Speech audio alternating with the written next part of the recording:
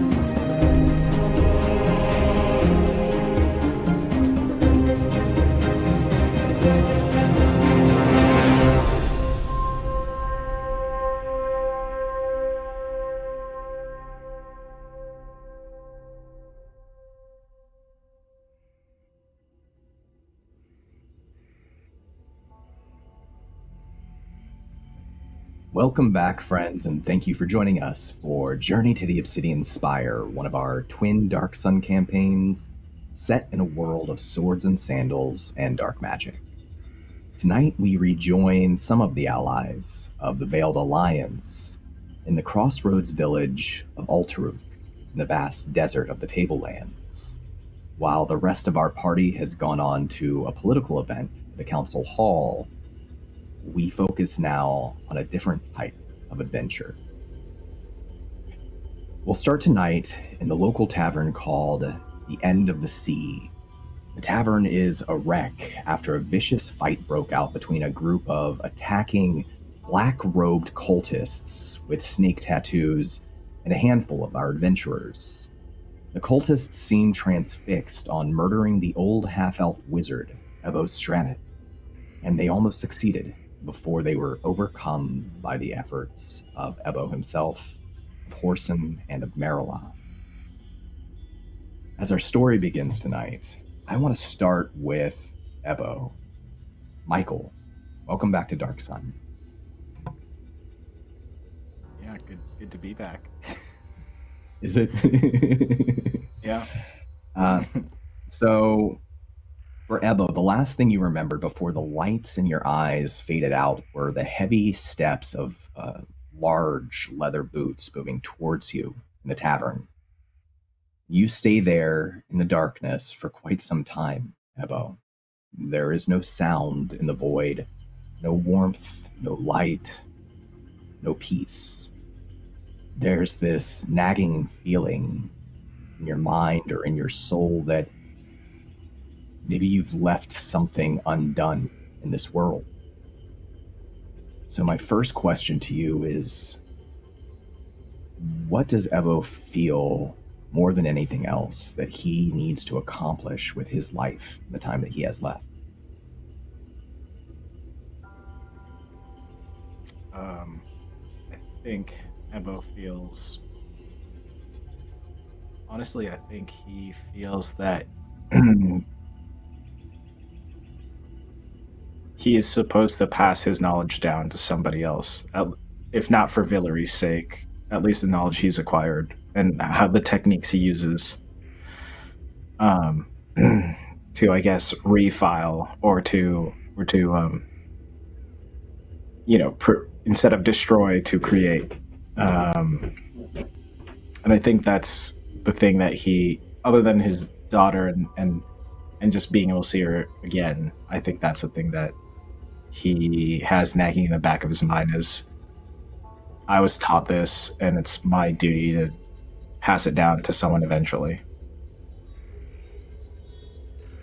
In that void, there's a little bit of light that begins to bleed through, and it's like you're walking through a thick, heavy fog in your mind.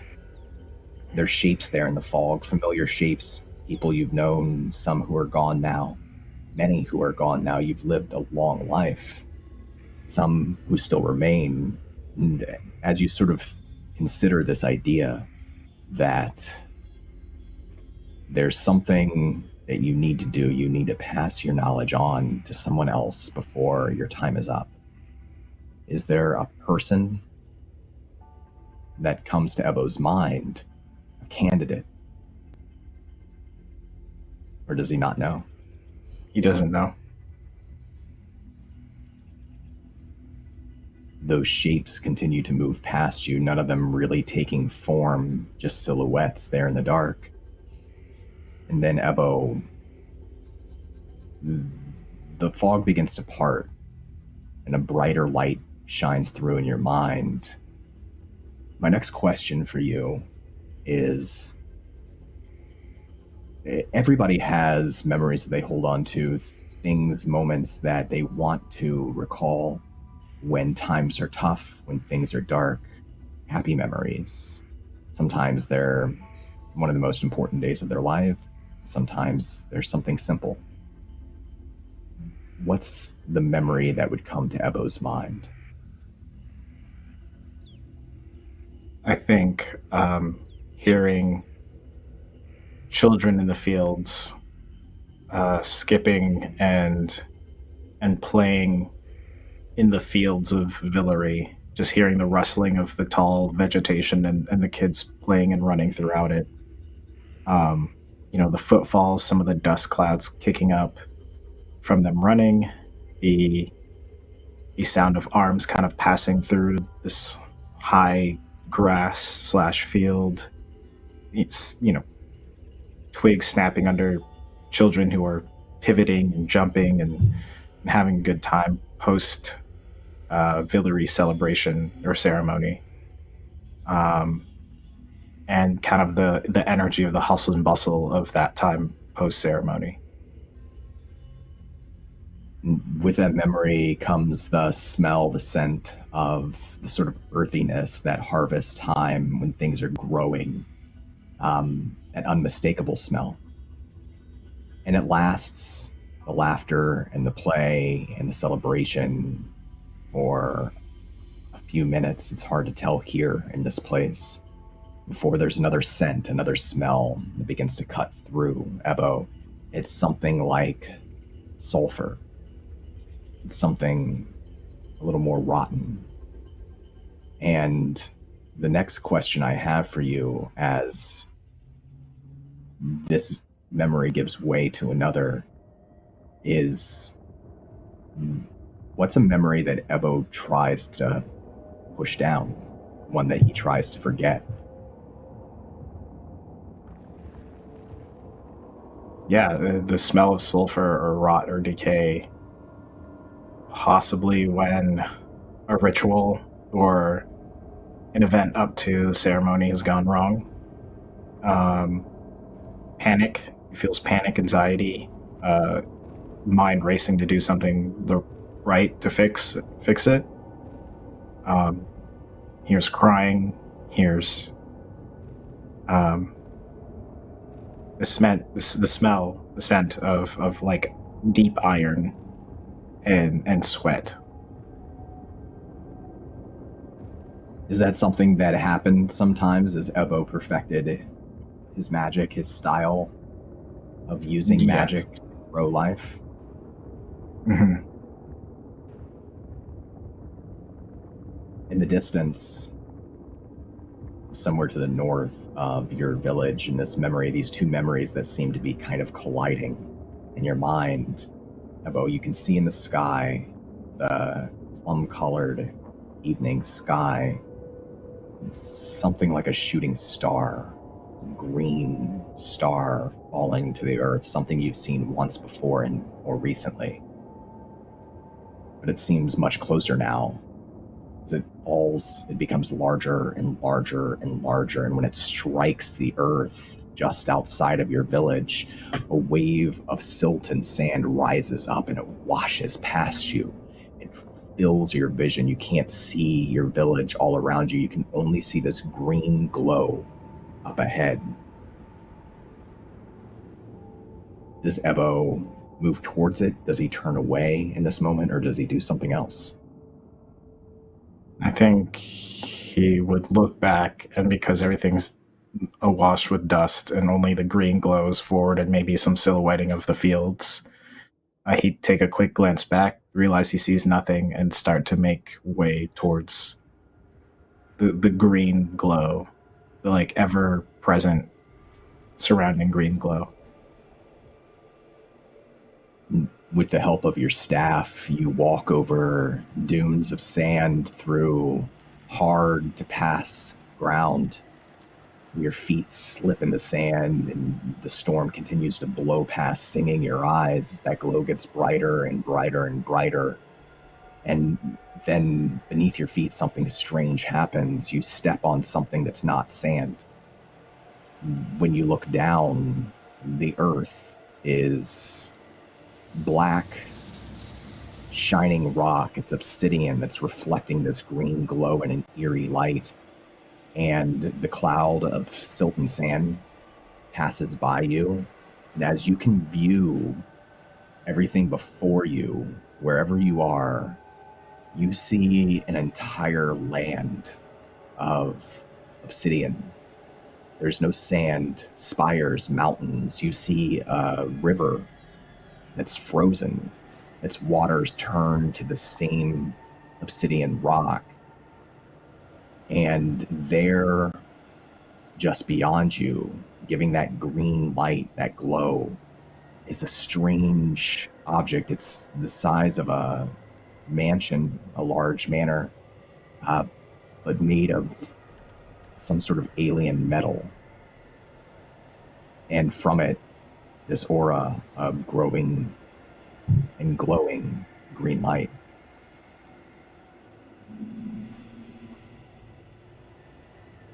I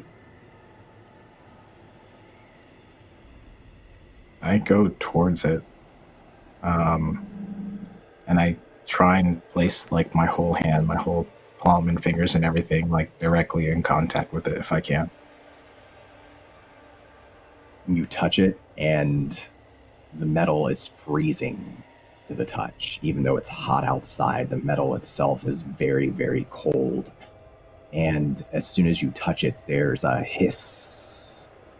And some of the metal to your right, Ebo, slides open, splitting, revealing a portal inside.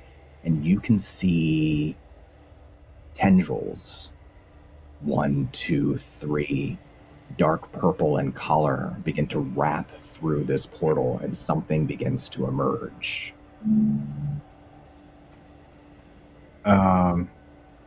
Immediately, instinctually, I'm going to cast Mage Armor on myself. Okay. Roll me perception check. Sure.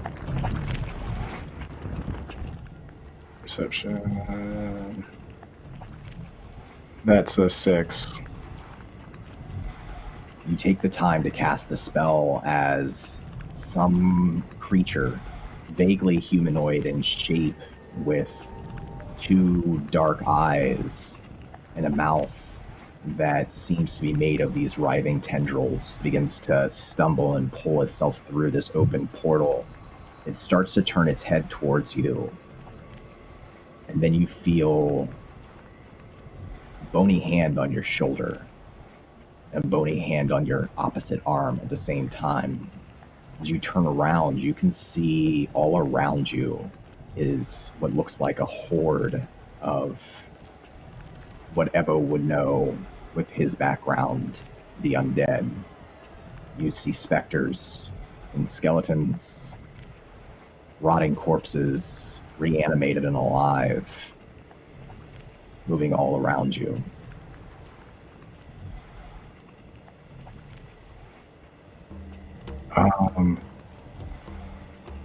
Ebo is gonna...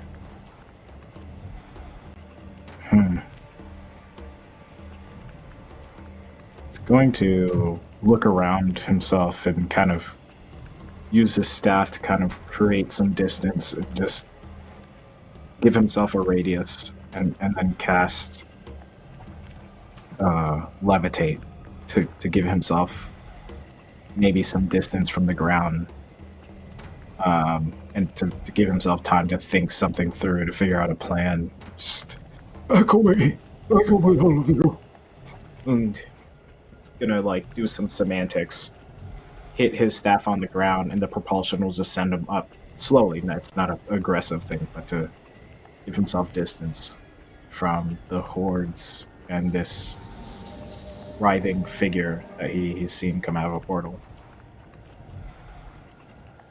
You rise up into the air, skeletal hands reach up. You can feel them grasping at your ankles, but you continue to rise. I think one of the creatures starts to rise with you and then slips back down to the obsidian ground.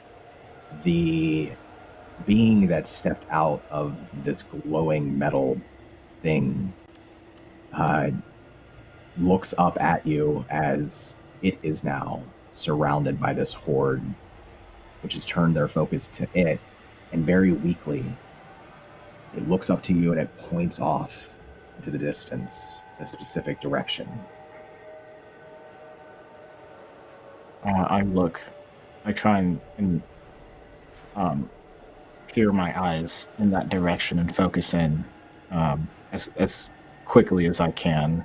Like, eyes aren't doing the thing that I want them to do as fast enough to me to focus into a faraway point as I'm like trying to concentrate. You can see now that you're rising above the ground, Ebo, that in the distance, this vast, you don't know how far it is, but this entire land that seems to be made of frozen obsidian is a great spire that rises out of the earth up into the sky, much higher than you are. in the direction that this creature, this being, is pointing. And that spire gives off a faint purple glow, but as you turn your eyes to it, the very top of this spire, a massive eye, at the top of it appears a purple eye. As the metal or the stone of this structure opens up to reveal it like a lid opening. That eye, as you look on it, it looks on you too.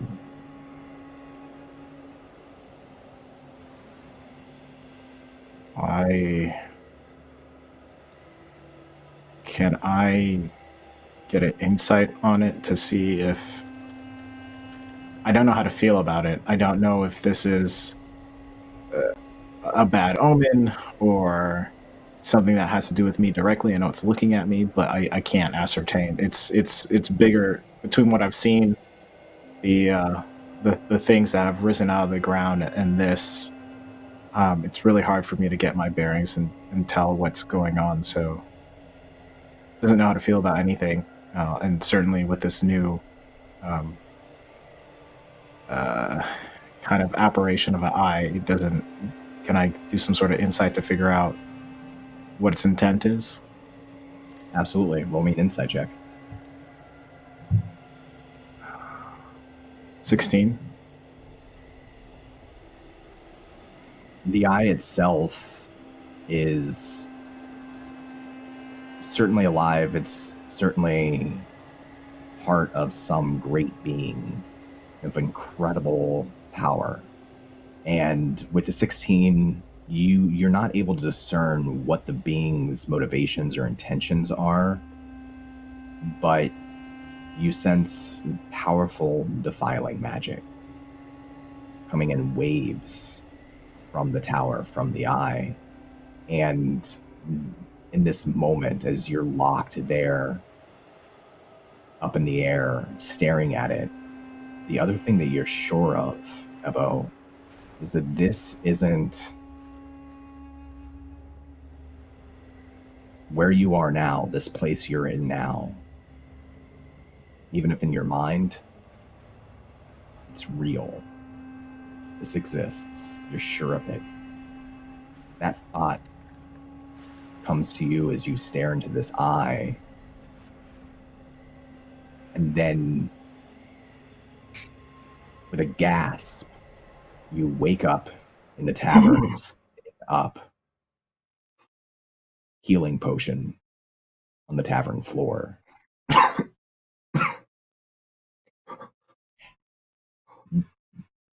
You see around you a number of Ultraroot guards, mercenary guards, who are sort of conversing and going over the scene of the attack that's just happened. You see with you, speaking to one of the guards, Horsun, and you see another figure as well. And let's bring in the rest of our players for today.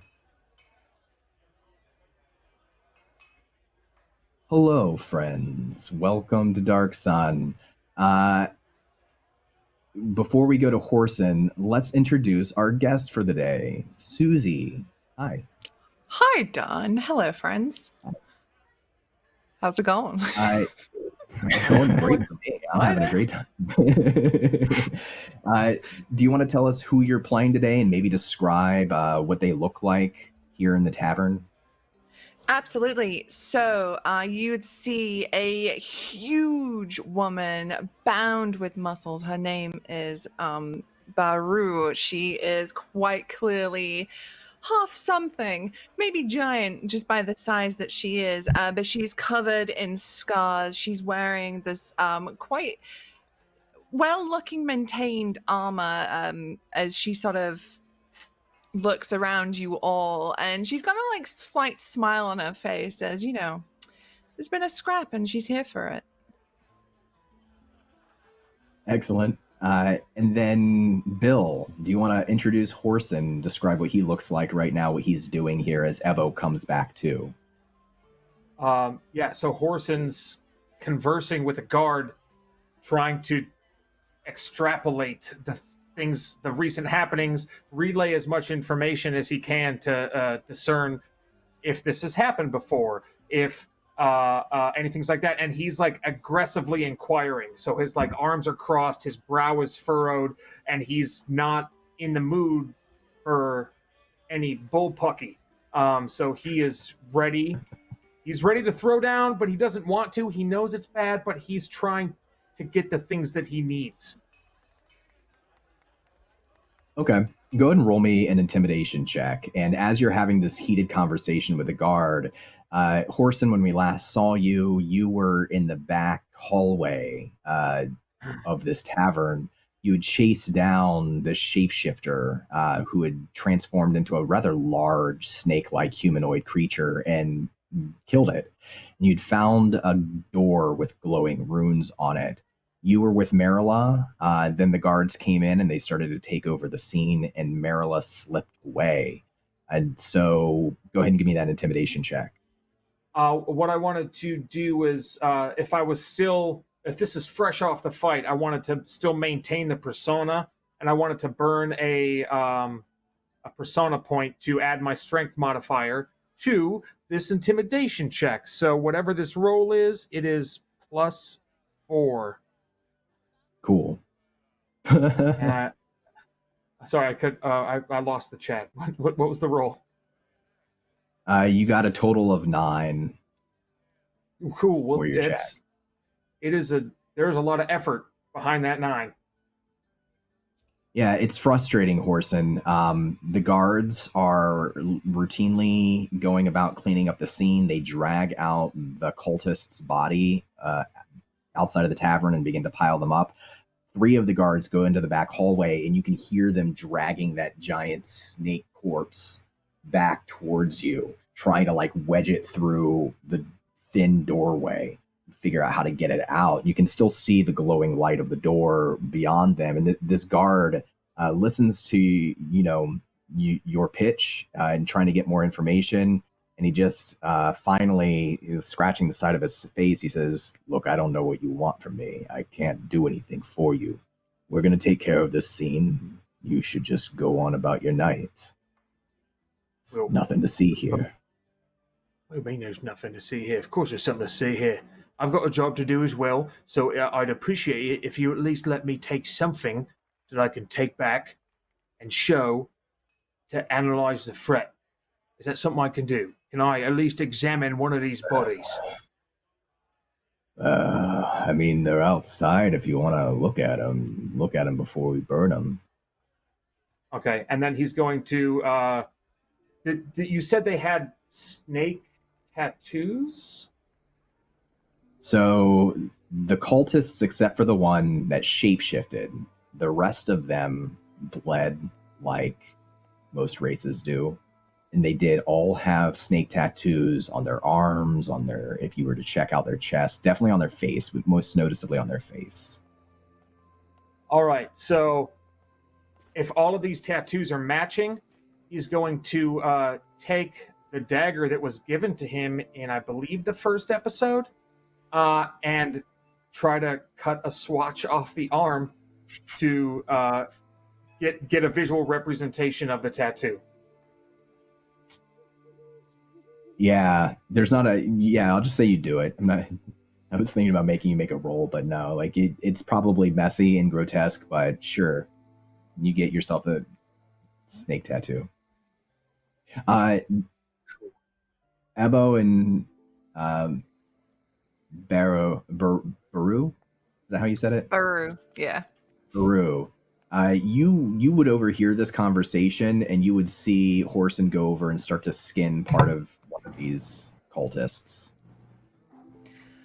Barru just kind of gives Ebo like a little slap on the cheek just to make sure he's still with her. And Ebo is like still frightened. Like the last thing he remembered, he was like failing. He was like falling, and like dim lights, and then the vision. I mean, he doesn't know who this person is. You're like big and like intimidating looking, so he's gonna he's gonna cast like chill touch on you or something, just like, just something really quickly, because slapping me, like waking me up. Horsun's like talking. He doesn't know if Horsun does all sorts of things when he's fighting. So even if he's just talking, like, I'm traumatized for all intents and purposes. So I'm just gonna try and cast Chill Touch unless she wants to intervene. Like, you're gonna see me doing this because I'm like panicked. It's not gonna be like this very surprising casting out of nowhere. At your panic face, she sort of like hands off and smiles. Oh, you're alive. Good. I'm gonna retract mid-cantation, speaking giant, because that's how I do all my incantations. So you're gonna hear me stop mid-sentence speaking giant. Who are you? I'm glad you did that, because I would have to have killed you if you had completed that spell. And it would have been a shame to waste the potions that I just used on you. Okay. That was you? And your intention is not to hurt me. No. Okay. You alright? What happened? Did you hit your head? Is there something going on here? You seem a little foggy. No. It was this snake-looking, humanoids, attacking me. Where's everybody? And she sort of jerks her head outside. I'm just about to go join the other one. Can you stand? You okay? I like get up from the supine position and get up, just sitting up, and like wipe myself off. I probably look like a bloody mess. Yeah, okay. Do you mind? I'll raise a hand up to kind of like get some assistance.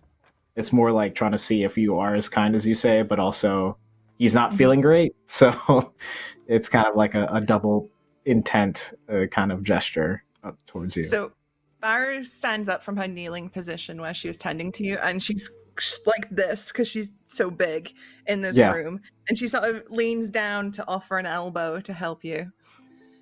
I kind of lock the elbow up and like slowly get myself up with my staff and if you switch your position to like more of an arm down, I'm just gonna hold on to your forearm, like a good position of it, and yeah. I think she figures out there's like a calibration moment where her brain just does the math with like, oh wait, yeah, he's little, arm down. There we go. Yeah. Oh, thank you. You're quite kind. I'd really like to see the rest of the people who I came with. All right, let's go. And Barru will lead him outside. So the guards, the mercenaries that protect Alteruk, they give Barru a wide berth as they continue to work. And a couple of wary glances, just sort of watching her as she goes. You duck through the too small for you for half-giant tavern door to lead Ebo outside. And there's Horsun right outside, I imagine just finishing skinning part of one of these cultists, one of these dead cultists. Ebo would feel Barru stop in her tracks as she sees Horsun. You. I know you. Yeah. He'll like turn and like recognize and kind of aware, because half giant, but also he'll be like, yeah, I know you too. Can I help you? She like shakes off Ebo's hand and walks over to Horsun to like square up, like giving it the shoulders as she goes over. And she looks down at him. You, and she lifts up her armor to show her just a horrible mess of scar tissue at her stomach, gave me this. Yeah, you? And then he rolls his shoulder forward slightly, and you hear this sickening, like, you did that. And there's a moment where she rolls his eyes. I am holding on to a bone that, all my spells come from bones, so there's a bone with like runes on it. I pull it out of like my underneath my clothing, and I just hold it and clutch it, and I'm still unsure of Barru, and just holding it and like holding my hand out, unsure what to do right now, as they're like talking, because I know Horsun's like this is Horsun's way, but at the same time, uncertain. After she's held Horsun's eyes for a moment, she lets out a huge belly laugh and just slaps him really hard on the back. How have you been? Oh, He kind of like rubs the spot on his back and like tries to reach it and try to like soothe that smack, because the old from athletics, that kind of relationship was like a 5-star. You just slap with an open hand, so it doesn't do any damage, but it just hurts. It's just like a surface pain. He's like, I'm not there yet, but I'm good. Thanks for asking. Good. So no rematch then? Oh no, that's still on the table. Just, we got more pressing matters. Like, for instance, this group of people that tried to kill my comrade. And then he'll reference Ebo. Oh, speaking of, before we leave town, Ebo, we've got to have a bit of a chat.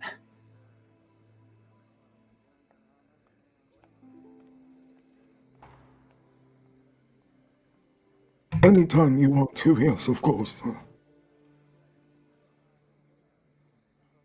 What are you, he references back at Barru. What are you doing here? She picks up one of the cultists with the facial snake tattoos and goes, "This. I've been hunting them for some time. And I thought I would find them here, and luckily me, I did. Though you spoiled my fun, you got them before I did." And she throws the body back down on the ground with no regard. So you hunt now? Well, you know, I am the famous Barru. I do everything. I hunt, I kill, I fight. I win. Sometimes. In the future, I hope you do a better job at hunting and finding. As he kind of like rubs the area of his face where he severely headbutted one of them. You always go for the headbutt. It's not your best attack. Why do you do that? My other limbs were tied up at the moment. I had limited options. No teeth? No, because if I lose teeth, then I lose part of my charm. Yes, charm. Mm-hmm. So, what are you doing here? Cultists? No, nothing to do with them. I'm here with a party. Frankly, didn't want to leave, but Taruk brought me on as security. I see that. You keep in touch with him? Not so much. Probably better off. And he'll kind of like look around, roll out his shoulder, pat himself on the belly. Well, I'd like to take this snake tattoo back to Taruk, let him know what we found, and they seem to be targeting my friend here. You have any information on that? Oh, me? There was a moment, right? I don't know if you saw it, but I did. As soon as they entered and initiated the attack, they went straight for you. No, I was equally surprised as you are. I had so much, to deal with. I had not noticed that, I was the focus of the intentions. There's the sound of some sort of explosion from within the tavern, and you hear an alarmed series of cries from the guards, and they start to push out through the front of the tavern and back away. They turn around to watch, to look at the tavern, weapons drawn. They push past you. You can see Horsun, the guard that you were speaking with, is sort of just standing in the doorway in front of the others, wielding a large two-handed scimitar. What was that? Looks over his shoulder towards you. That door that you found in there, it exploded, opened. I'm not quite sure. A few of our men were hurt. Well, did it open something? There's a tunnel. I didn't go in. We're not really equipped to deal with magic.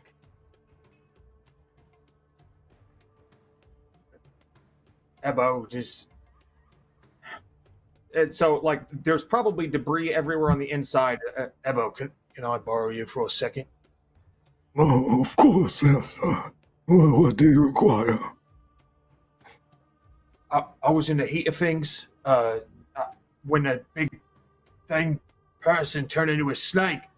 He was trying to get out of the tavern, and I caught him, and me and Merila whooped up on him pretty good. And then we saw this thing on the wall. It was like a sigil, and it had a thing right in the center of it, and he tries to describe as best as he can like what that seal on the wall looked like, and then he'll go and was like, yeah, and I thought it might be like I don't know, I'm not versed in these things, and I punched it real hard, and it hurt real bad.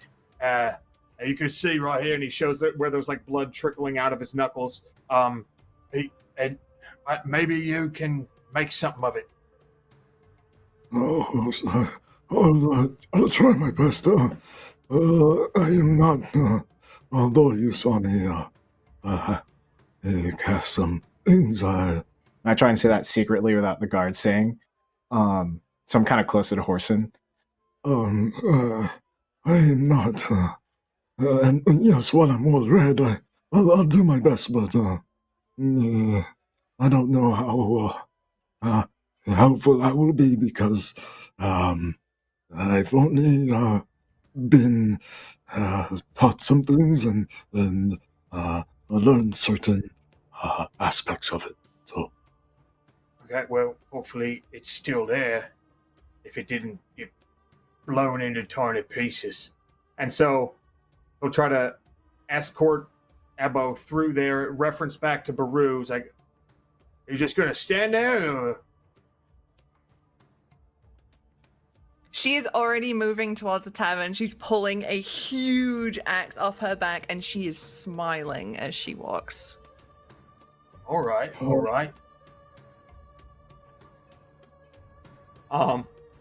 So so this was like just behind the bar, so it's not like a great distance, from what I recall. Is the seal still intact, present? Can you make any sense out of it? So heading through the tavern, through the overturned and shattered tables, back behind the bar to this little hallway that leads on one side to the kitchen. The back, what should have been maybe a dead end to this hallway, is where you saw this sigil. It was a sigil of some sort of serpentine face with 4 different glowing gems embedded into it. But as you push aside the beads that lead through this back hallway and you're looking down this hall, that wall is no longer there. The sigil is no longer there. There's a small pile of rubble, too small for the entire wall. So there's a little bit of a question there. And a series of old dusty stairs that seem to lead beneath the earth. Beneath the tavern. Horsun's going to be disappointed that he can't show everybody the cool thing he found. So he's going to try to stumble through. It's like, actually describing that thing. And I'm sure I have to roll something to see if I do that from memory, and then having that information, whatever I have, communicate that well to Ebo. Sure. Roll me a history check. Man, you know how to get me. Hey, It's a critical check. 19. I Look had at you. a -1. Got him. Yeah, Horsun, there's something so strange and so sinister about the sigil itself. How even though it didn't move, it seemed alive. And even though you had never seen this sigil before, it was still somehow familiar to you. And then the way that the red gem, the blue gem, the green gem, and that black gem were placed into it and glowed, how it reacted when you touched it by basically like shooting fire at you. Every little curve of this intricate symbol, you remember, it's like it's just burned into your mind. You're able to describe it perfectly.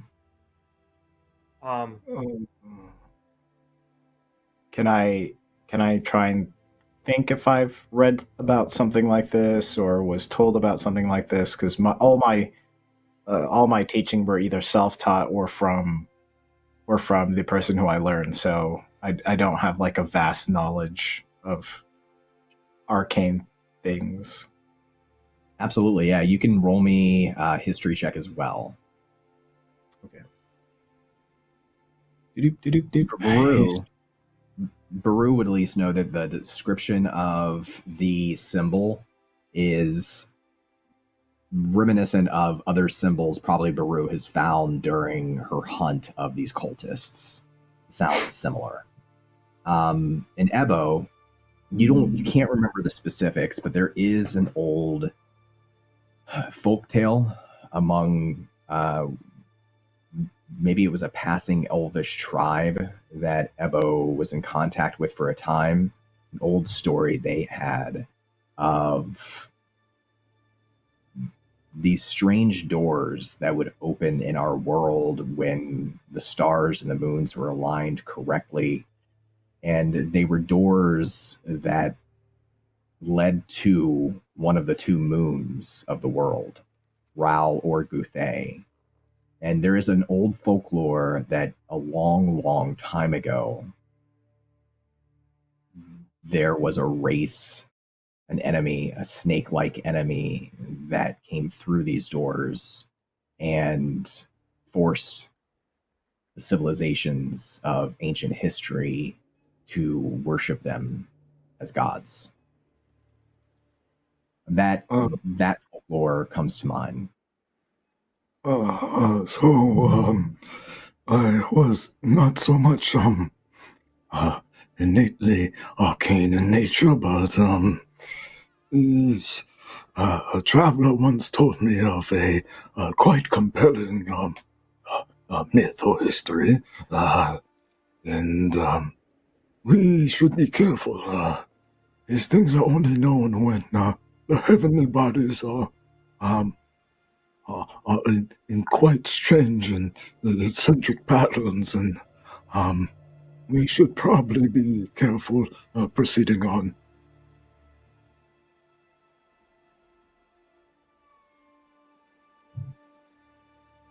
All right then, Barru, you mind if I have a word with Ebo and kind of ask her to turn around for a brief moment? She literally just turns around on the spot. Yeah. I did ask for that, so thanks. There's a corner right there where we can go around if you need. Yeah, all right. And then he'll like mosey on over to the corner and kind of just like await for Ebo, like wring his hands a little bit.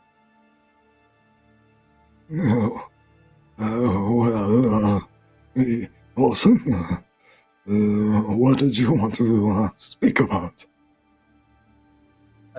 And I'll lean on the on the wall close and like kind of tuck my staff into my folded arms, just kind of having a moment of vulnerability and also trying to respect the space that Horsun wanted, the opportunity, like the connection at the moment. I don't know what's going to happen when we go down there, but when I didn't know you could do, and then he kind of like looks at Barru to see if she's watching, and then regardless of whether or not she is, he kind of doesn't speak it, but like references like the hand, like he's in his brain, he's like, how do you portray magic in charades? And he's like, Oh, yes. Oh.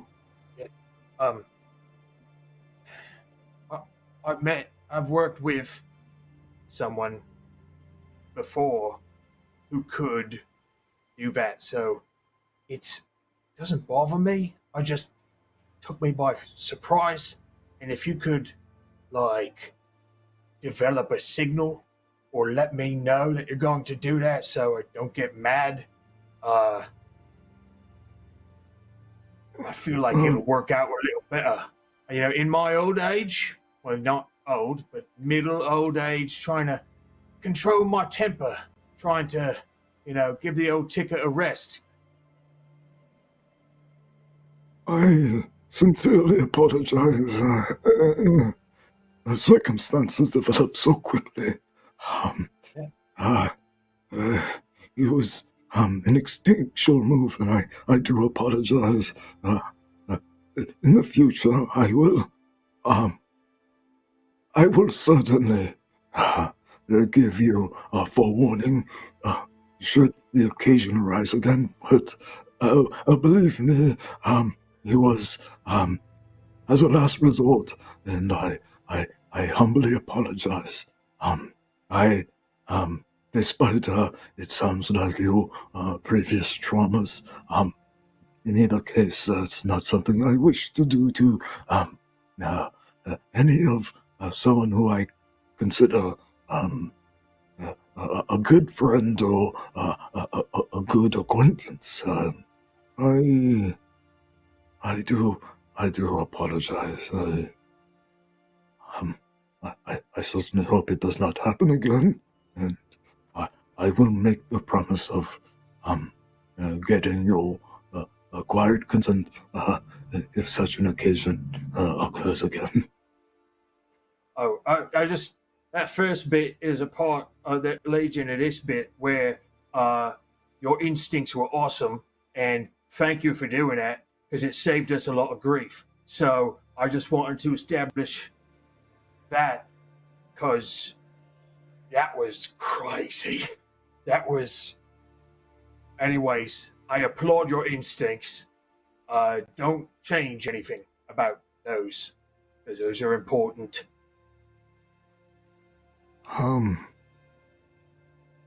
I wish you found out in different circumstances. I like to use these gifts that I've trained and learned to create, to grow.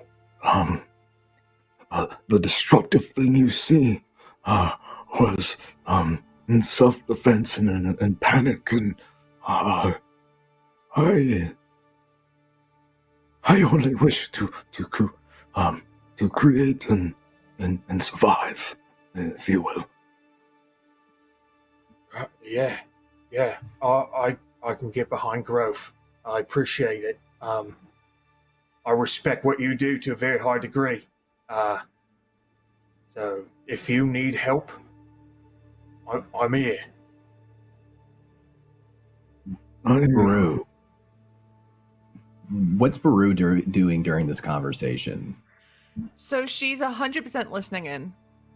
Okay. Not even pretending that she's not. And I think to begin with, she's just kind of like cleaning her nails with the edge of her battle axe.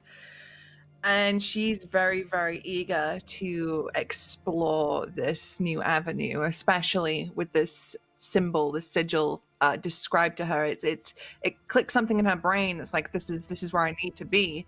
So she is kind of low-key not wandering too far away from these two, but she's kind of already like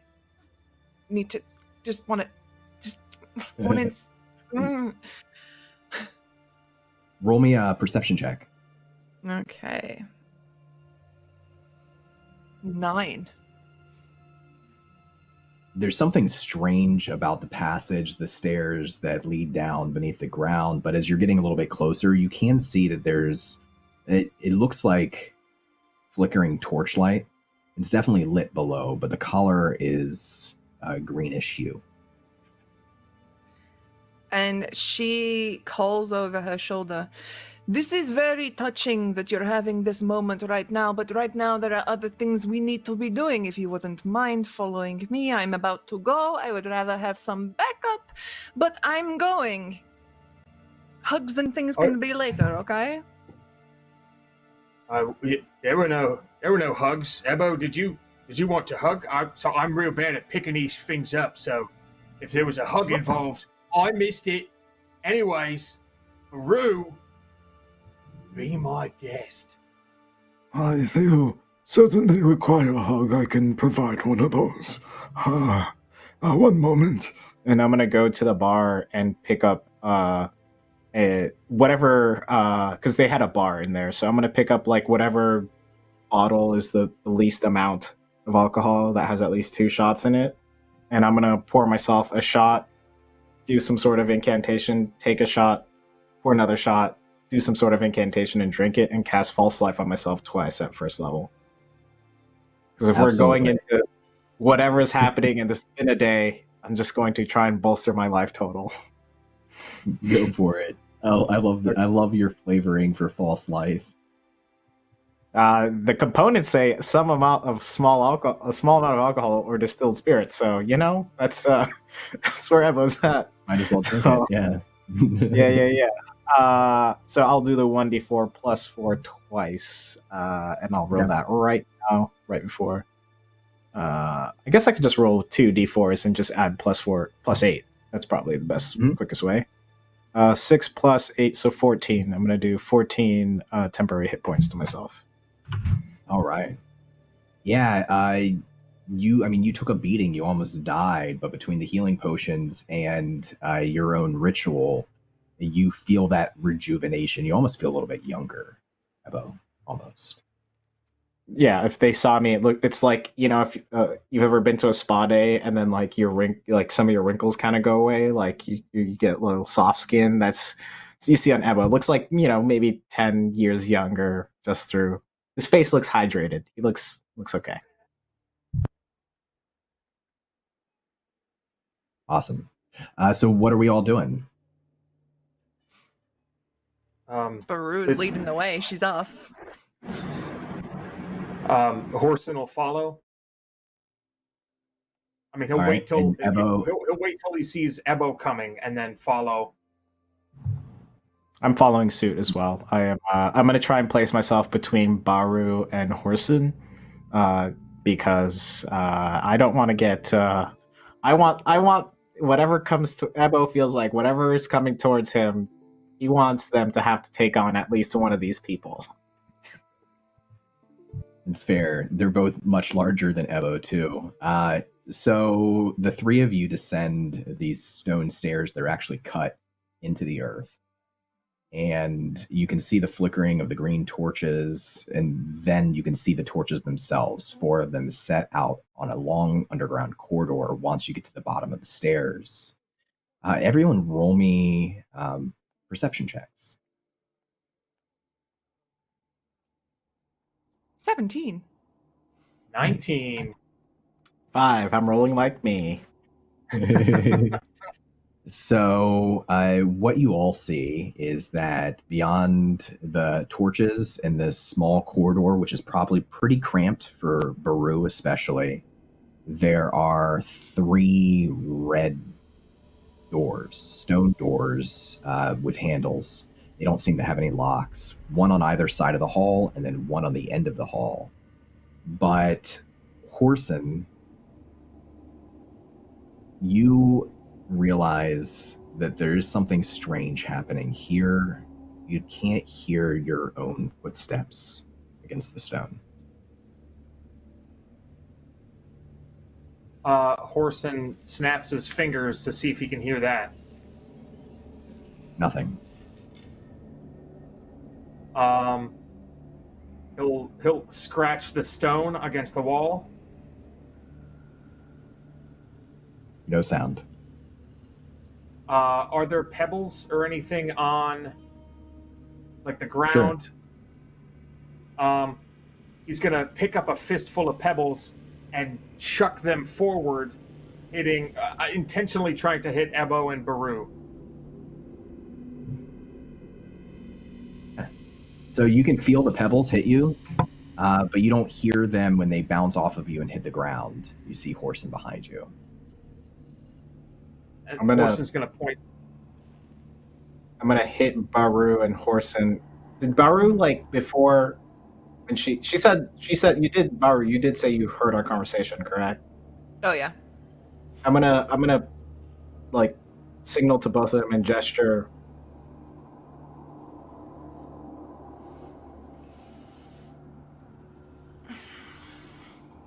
Barru starts to sort of like limber. I don't know if you want me to meta and communicate what I'm saying, but I'm gonna leave it at that.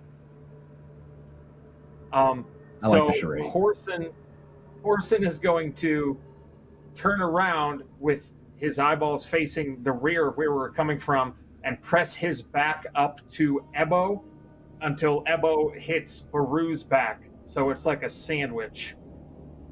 I love it. And then he's going to, like, lower his level and kind of, like, to prepare himself as he kind of slowly pushes the group forward, like using his legs to push everybody forward slowly. Mm-hmm. Ebo, you would probably be getting some ready. Smells. And she's kind of probably moving along. Ebo, you'd probably be getting some smells. Oh, and Barru, what did you say? Barru's got her axe up and ready, and she's similarly crouched in a like ready stance, and you are definitely getting some smells switch between the two of us. It cannot be pleasant. So that will sound worse, but he's definitely uncomfortable. He's just like this big sandwich. So Barru, this is about a 40-foot corridor from stairs to the back door at the far end of the corridor. There are two other doors on either side. As you're stepping forward, you can't hear the steps, you can't hear anything, and you reach the two doors side to side. Do you continue on? What do you do? She plants her feet, so no matter how much Horsun pushes, they're not moving anywhere for a second. And she sort of reaches back and she presses fingers to his shoulders to be like, which side? So she, you know, if they want to go to a side or straight on.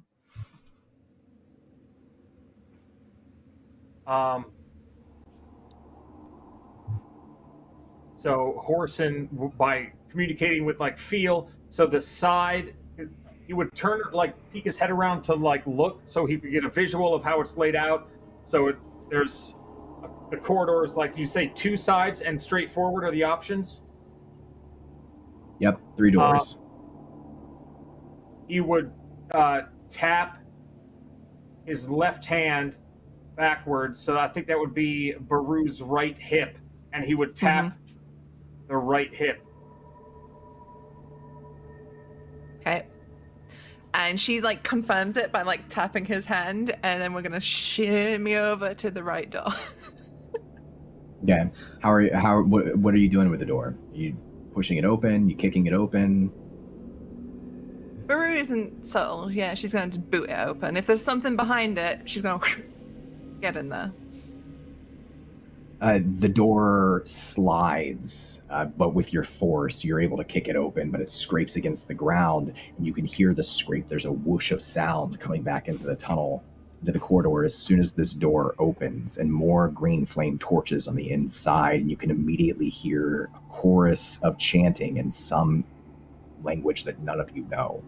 And inside this chamber is a well It looks like a well with a metal cage made of this crimson metal, and metal's rare in Dark Sun, hanging up above, filled with snakes, rattling back and forth, and surrounding this well on their knees, 13 black-robed individuals swaying and chanting, and 2 more standing up and smacking the cage, rattling the cage from either side of the well with long sticks. The snakes are starting to fall off down into the well themselves, and the chanting continues and continues. Barru whispers back, "You've got exactly 10 seconds to think of a plan before I go in there." Do we hear her say that because we're in a different place and we hear chanting now? Okay. Once the door opens, sound returns to you. You can hear again. Okay. Well, are we equipped to take on those robed figures and a giant cage of snakes? She just lifts her axe up like, duh. Oh, we'll see.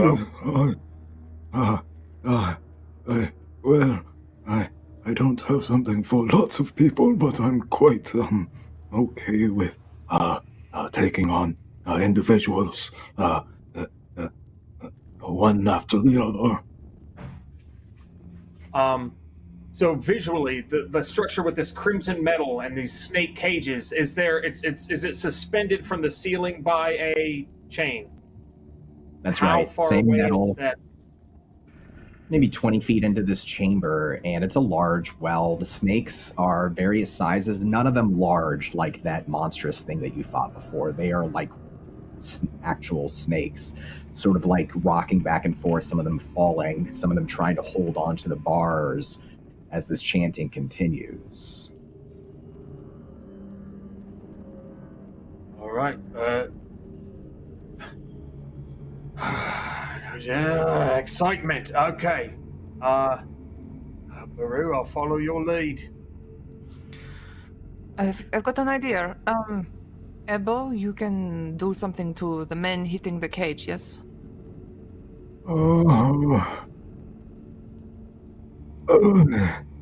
Yes. Good, I was beginning to regret bringing you. Horsun, you and me, we take the rest. Yeah, all right, let's... Shit. Yeah, let's go. Oh, God, I'm not making it home, am I? And then he'll abandon his side of the sandwich and stand shoulder to shoulder with Barru and look up, shaking out his hands, and getting ready for the divergence. So as soon as he senses a movement from you, he's going to sprint to the opposite side. Mm-hmm. I think she mutters very quietly, 3, 2, 1, and then she... As you cross the boundary into the room, one of the 2 figures beating the cage up above turns towards you. You can see the face of, looks like maybe a teenage girl, a human.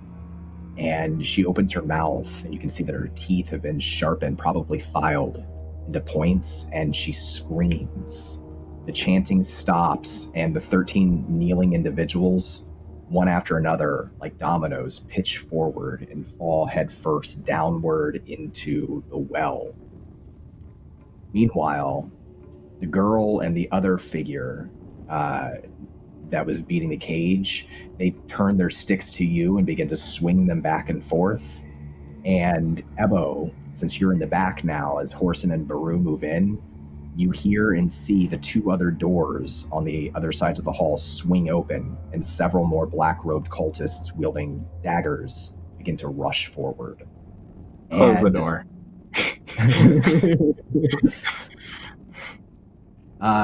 And Barru, so we do active initiative here, which means I give somebody the initiative and you get to choose who to pass it off to next. I can interrupt you and say, nah, now it's the NPC's turn if I want. I'm going to give you first go here. Okay, so seeing the cultists dive into the well, Barru unleashes a string of curses in giant that are just completely unrepeatable. And she instead diverts her attention from these to the girl that screamed with the teeth. And there's a look of like revulsion on her face as she charges in, and she's just gonna swipe. Ebba understands what you're saying. It's just like, oh, that person has a mouth on him. She ain't a lady. Okay, so let's have an attack. Ooh, that's a 19. Yeah, 19's going to be a hit.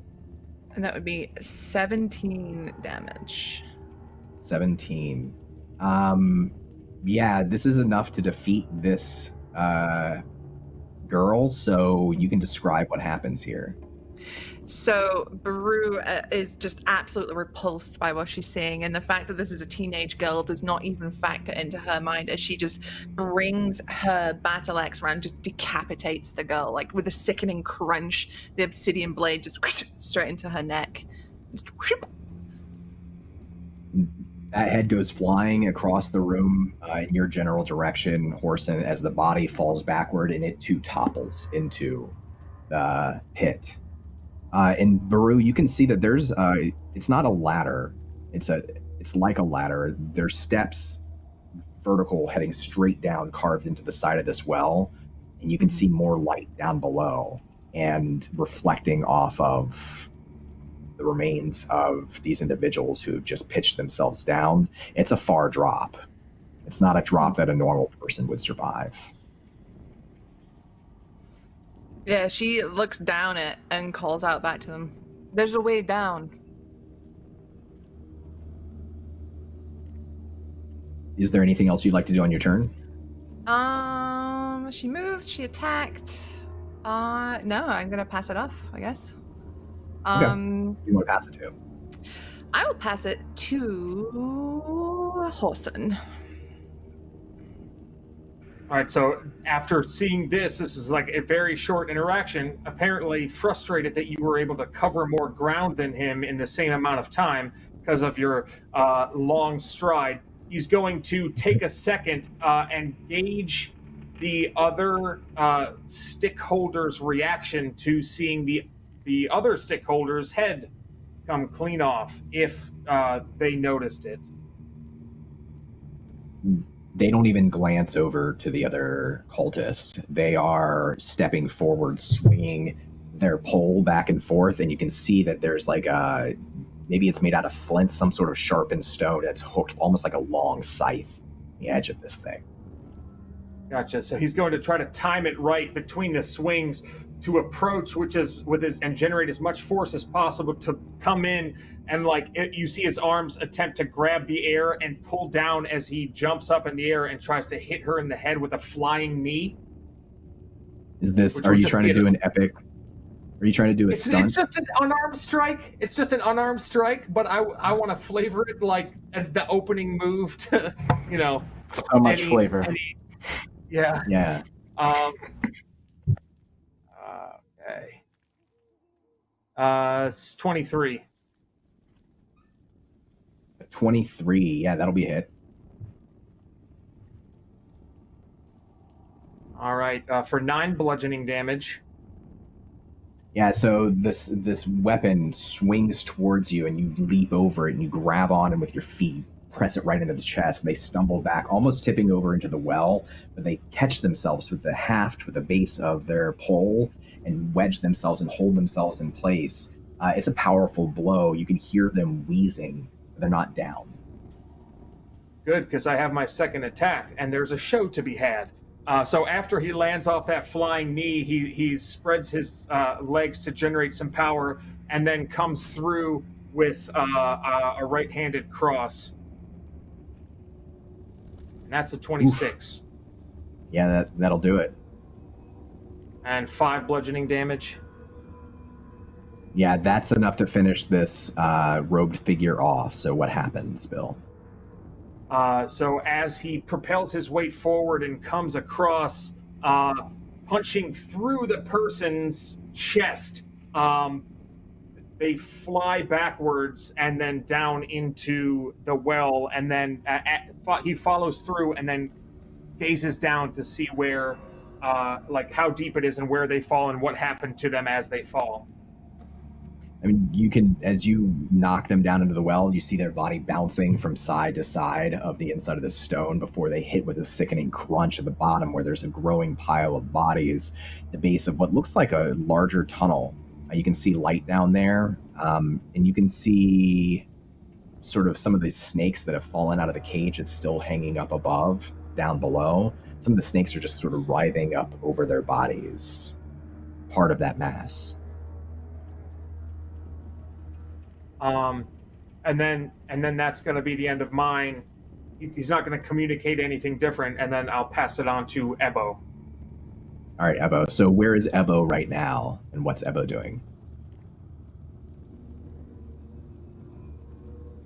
He's at that door where the other people came in, or not other people, but where they came in, and he heard the doors of the other folks like emerging out of those doors.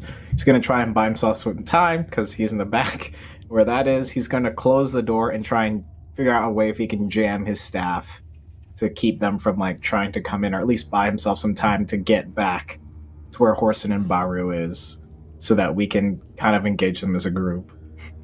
So I'll give you an option here. You can try to brace the door to hold them off with an athletics check, or if you have, no, I think athletics is probably the one. Or you can close the door, back up, and hold an action in case it opens. Let's go with the latter. So I will do that. All right. Yeah, I will back up and hold a... Probably going to hold a chill touch. So you're just going to... I'm going to step back, and then I'm going to put my hand out, and you're going to see, like, my hand have, like, a little ghostly presence, and it's kind of like that blurring kind of horror effect where it's just, like, blurring in multiple places, and I'm just ready to cast it. Barru would hear me say my incantations in Giant again. Just a moment after that, the door swings open, and one of the 4 cultists who are rushing towards you stumbles forward, having like pressed their entire body against the door to get it open quickly. They kind of trip and fall to their knees. Another cultist runs up behind them and jumps on their back and flips off of their back towards you, Ebo. 2 daggers, one in either hand. Not again. Okay. Well, I held the chill touch, so I guess I'm going to cast the chill touch, because that's what I left off with. So, looks like it's probably going to be skill to hand, make a range spell attack. So, +7 to this. I don't know how to do the thing with the thing, but I'll just roll and add a 7 to it. 14, sadly. 14 will be a hit. Okay, cool. And I think it's 2d8, so I will roll 2d8. So 10 points of necrotic damage, if I'm correct. Yep, 2 points of necrotic damage. And it can't regain those hit points until the start of my next turn. Until then, the hand clings on to the target. Yeah. If you hit it's not undead, right? The target? No. Okay. No, it's alive. Yeah, so that's what I do. You're just going to see the kind of the blurry hand shoot off of my hand. It's just like incorporeal. I don't know how to say that word, but you know what I'm saying.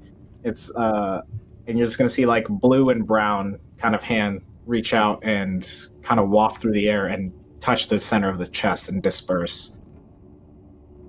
You can see like black lines running from the center of their face outward and a gasp. They stumble forward for a moment and then stand back up and leap at you and jab twice, one with each dagger in either hand. Yeah. Be a 19 and a 6. The 6 hits. Or the 19 hits, rather, not the 6. All right, so that's just going to be 4 piercing damage as they manage to cut into your shoulder, Ebo. The other two cultists run in behind and kind of like they split either side of the one that's fallen down to the ground that pushed the door open. And one of them runs towards Barru and one of them runs towards Horsun.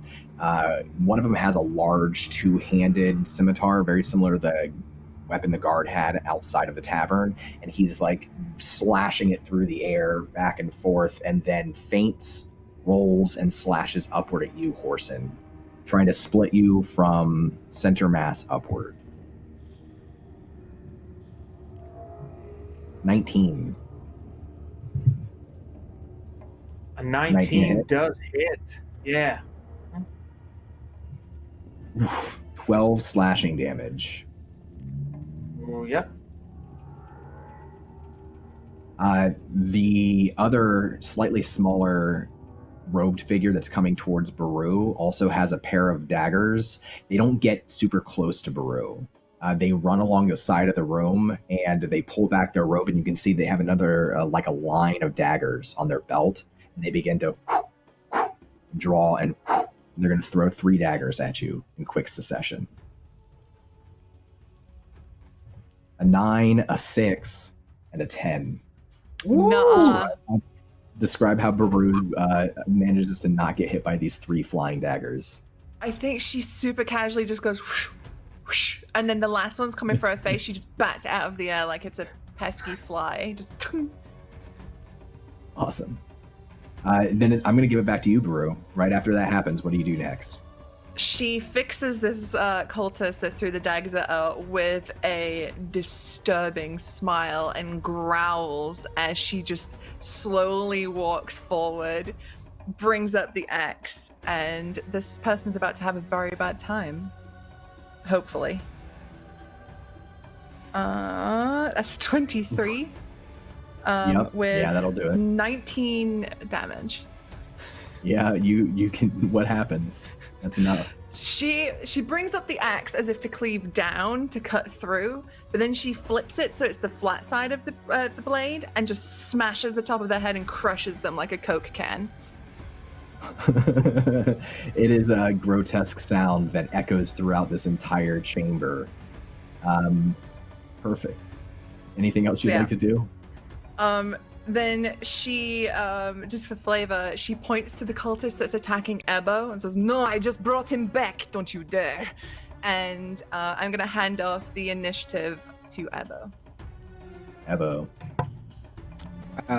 So there's one right in front of me. Is there any more? Because you said there was 3 or 4 that came coming through the door. There's 2 in front of me. 4. Because one did a flip and one like... Yeah, that's right. So the one that broke in, pushed the door, stumbled, and fell to their knees. So they're on the ground currently. I know this is a level 3 spell, but I might use defiling magic because if I can get just the people who are enemies in the range of this defiling magic, I'm going to do that, and then and try and go ahead. I'll give you this. So at a level 3 spell, if we're talking about like 20 feet, you're going to have to pick at least one of your allies. And also one defile. You have to pick at least one. All right, I will not do that, and I will just cast Vampiric Touch at its regular thing. So I'm going to burn a level 3 spell. You're going to hear a giant incantation. And Barru, from what you've heard of meowations, they have not sounded like aggressive. Like, they don't sound in a way that sounds like these spells being cast from a standpoint, but more of a healing, let's go together, or kind of these words of giant of harvest and growth and all those types. And so I cast, with that incantation, I cast Vampiric Touch, and I'm going to go ahead and try and touch the person who's with me, who just had the blackened veins on their face. And I need to make a melee spell attack, so I will do that. 22. Yeah, that'll be a hit. And I'm concentrating, just so if you do hit me, we remember to make me re-roll for concentration. And then 3d6. Okay, 3d6. 13 points of damage go into this person, and I get to regain half of that, so 7. All right, yeah, that's enough to finish them off. And I think you described it before that when you cast this spell, it's like you're draining the moisture out. Like it's like they're decomposing and like mummifying before your eyes, as you're draining the moisture out of them. Exactly. So you just see me touch this person of Barru's seeing, and you're gonna see like their blood plasma just siphon out into like my arms, like a direct IV of just like blood out of their vein, blood into my veins, as I just cast this, and you're gonna see light and their veins darken. Perfect. Anything else on your turn? I think that is all I can do, and I'll pass it off to Horsun as I look back. This is defiling magic. I didn't do defiling, but I'm just making sure that he knows that I'm not doing anything towards him as I like kind of check, and then I pass my priority. Awesome. All right, Horsun, you witness all of this. He was dealing with getting almost cut in twain by this massive two-headed scimitar, but he like catches your action out of the corner of his eye, and he's like, and you hear him make that like this like grunt, this like, ugh. And you can tell it's not like a normal grunt, but it's like a grunt of acknowledgement, which I guess is my new Twitter handle. So he's bleeding now from this two-handed scimitar strike, and he catches like the blood in his hands, and he's like, oh, someone wants to play. And then he broadens his stance up, and he like grits his teeth, and he flexes, and he's going to use his brace up pugilist ability, which is rolling my pugilist, my fisticuffs die, my pugilist level, and then I got a constitution modifier, and I gain that many temporary hit points. So 3, 6, 12 temporary hit points. Awesome. Is this an action or a bonus action? It's a bonus action. And then so he's gonna, with that like that renewed toughness, he's going to try to feint with a guard and open with a left-handed jab. Go for it. And he's gonna miss because that's the 9, but that's gonna set up his straight, which is he's gonna anticipate his movement from that dodge, and then take his right hand for a cross. And I want to flavor this. This is the bigger, bulkier cultist who he ducks down and pulls away from your punch, and he starts to flourish his sword unnecessarily, like more times than he really needs to, and then he draws back, and you can set up your second punch. Which was a 15. Oh yeah, that'll do it. That's a hit. And that's 6 bludgeoning. You crack him in the face, and like his face is bloody, his nose is bloody, but he doesn't look stunned. Gotcha. And then he's going to prepare himself for another attack. Okay. And I'll pass on to the next round, which... It's Cultist's turn. So we're gonna roll. We'll do this next round with him first. He's gonna attack you with his scimitar. Do you crack him in the nose? I imagine that he's almost as big as you. He's not a maul, but he's a large for a human. And he tries to push the hilt of his blade into your chest and try to knock you back enough that he can get the sharp edge of the sword up to your neck. Like he's trying to push this sword into your neck. A 5. That's a big old miss. Yeah, so I imagine it's that thing where he's not strong. He thinks he's strong enough, but he's nowhere near as strong as you. Like he can't get there. Now you've got him locked up. It's like the side view when they like for fighting promos. It's just their faces that are like nose to nose. Yep. There is one cultist left. It's the one who is kneeling on the ground, pretty close to Ebo. He looks around very quickly, and he lowers his shoulder. He gets up. He doesn't grab his weapon, off of his hip. Instead, he's going to dive for Ebo, and he's going to make a grappling attack. So give me an athletics check.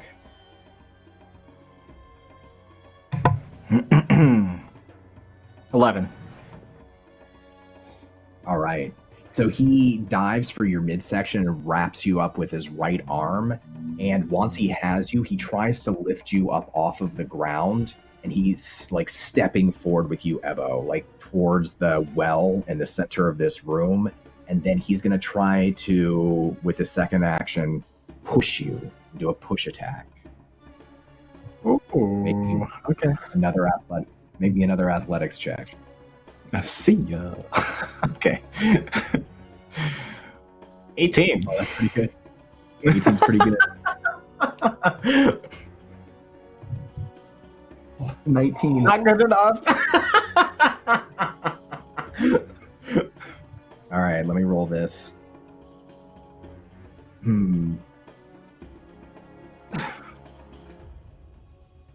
So you all see this cultist stand up and dive tackle Ebo, lift him up, and then heave him into this well. And Ebo, you hit the side, you feel something pop, I want to say, and then you go tumbling down to the bottom of this well. You're going to take 15 falling damage from this. Sure. So you hit the bodies at the bottom. You can hear the hissing and rattling snake.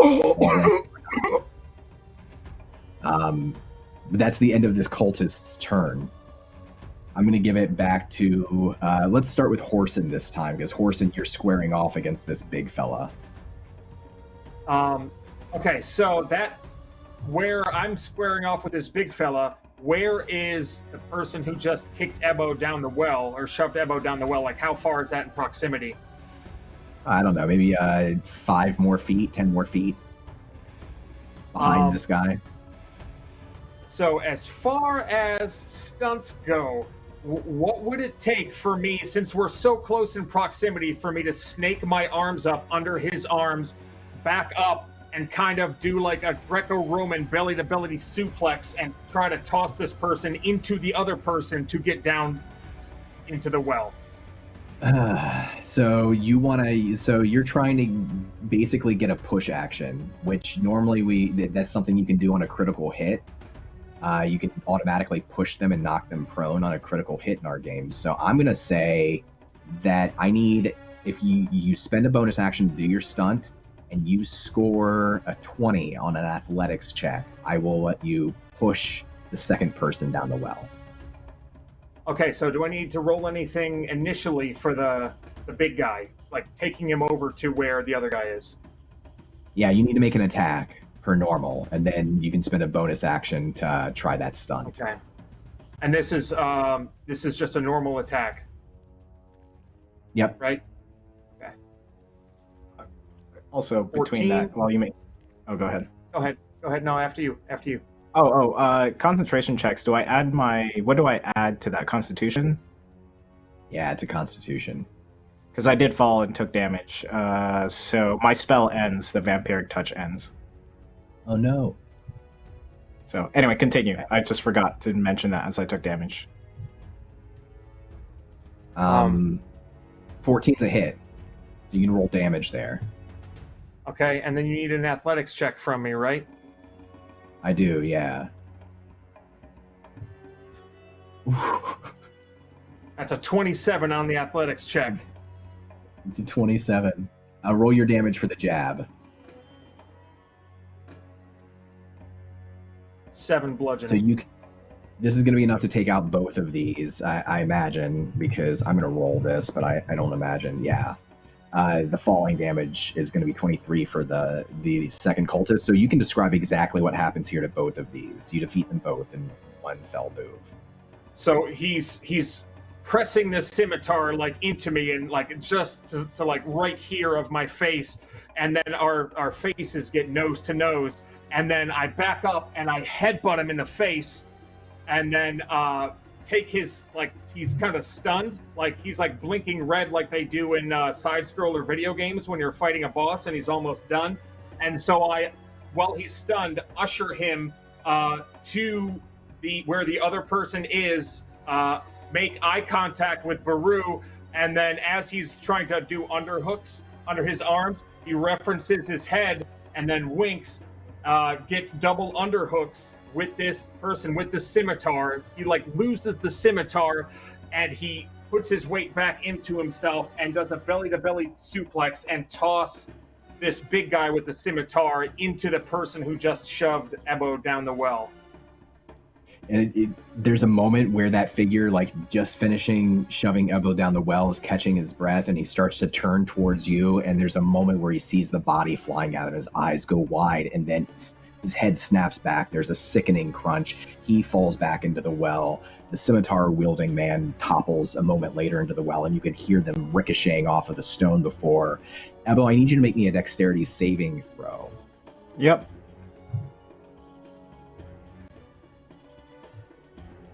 Ah, 20. Dirty. 20's really good. So describe how Ebo gets out of the way as these two bodies, one of them pretty large, fall directly towards him. Ebo was face down when he fell into the ground as he like grunted. He like rolls up, sees this, oh, and he just rolls, like, you know, does a roll back around so he could face up and also like dodge it. Careful up there, I'm still down here. I'm like coughing. You can hear his echo coming up the well, the two of you. There's no more cultists, just the two of you at the top of this well and a cage of snakes still trying to cling on to the metal bars. Where did you learn that? That was awesome. I taught myself. I'm good. And then he continues to walk towards like the cage of snakes, and he's like referencing it. He's like, "Well, what are we supposed to do with this?" Also, Ebo, you all right down there? Yes, And what do I see down here? Because you did reference like snakes and bodies and snakes and bodies. So like, what's going on down here? Yeah, there's a number of snakes. As a matter of fact, as you kind of like look around, one like crawls right in front of you, and it turns its head towards you, and its forked tongue flickers out of its mouth, and then it continues to squirm past. As your eyes come into focus, you can see there's more torchlight, that there's a tunnel here that continues to slope downward. It's not stairs, it's just a steady descent and then a turn. There's more here at the bottom of the well. But the snakes aren't aggressive towards me, and I see a different pathway. That's correct. Okay. Snakes are down here. They're not aggressive. The bodies down here, they're all like past. They're not alive or like whatever. Okay. They're all dead. If you can up there, you may want to come down and see. There seems to be another pathway down here. I think you might be able to handle the descent or the jump down here, if you can. I think we ignore these for now and we head further down. Cut off the head of the snake, as it were. That's a good joke.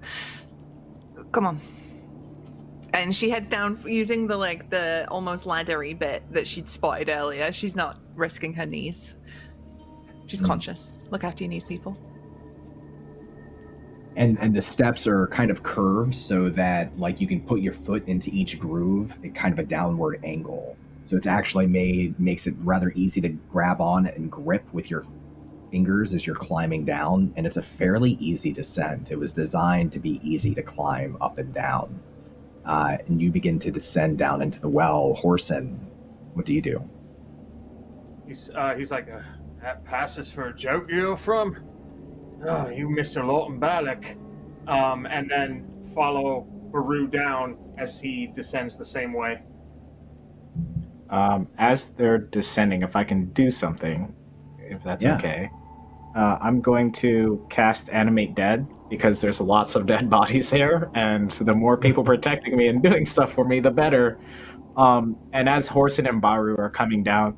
Forgive me, I'm going to, I guess, acquire some friends or a protection. If it disturbs you, please let me know. and I'm going to start muttering these incantations. Barru, you hear again in Giant, and these are words more reflecting life give to life.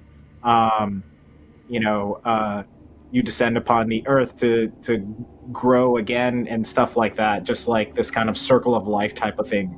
Me saying in Giant, and I'm gonna take 1 minute to cast the animate dead, and then because now that people now know, I'm a necromancy wizard, so I have an ability called Undead Thralls, which allow me to have another one come up with me, and it has a couple other benefits because I fall under this school.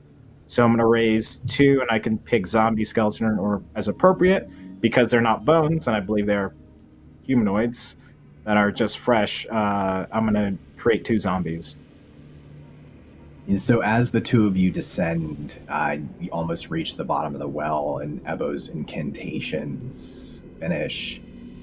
You hear the cracking of bones and the twisting of limbs as the large scimitar-wielding cultist that Horsun you had killed begins to stretch and snap up, twisting at awkward angles, drawing that same large blade out of another body that it had been thrust through when he fell. With it pops out of the body, and there's a squirt of blood, and then that body too, slightly smaller, begins to rise, pushing up awkwardly, scrambling on 4 limbs, and then slowly rising to stand, both of them, their eyes dead and vacant.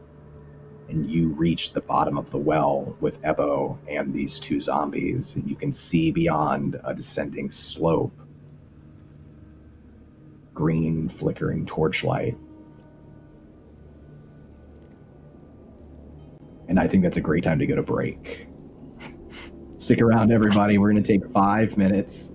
5 minutes or so. We'll be back shortly. Hang out and chat, go get a snack, get some drinks. It'll be a fun time when we come back.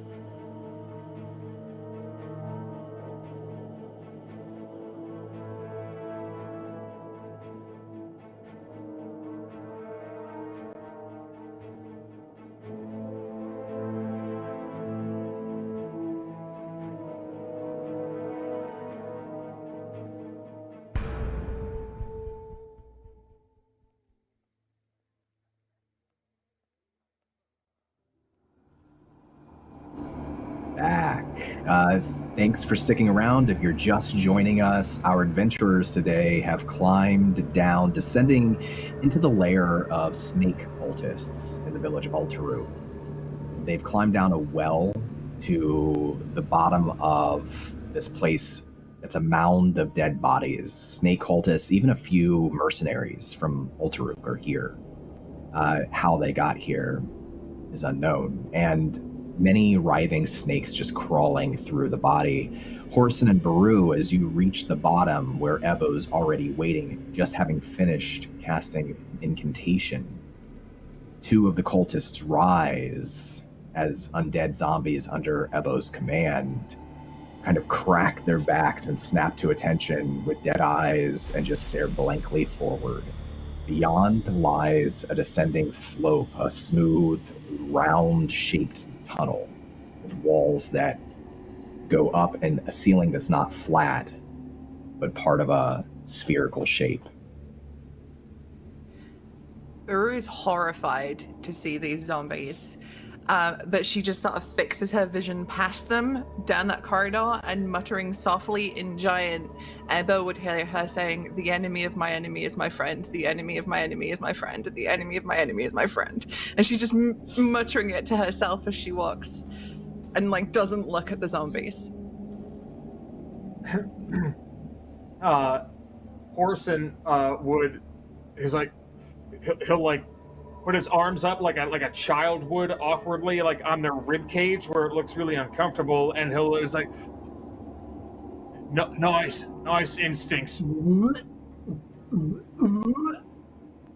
just try to control himself from being able to like lose his stomach. I apologize. It seems that these cultists are really aggressive towards me, so I am trying to find solutions to,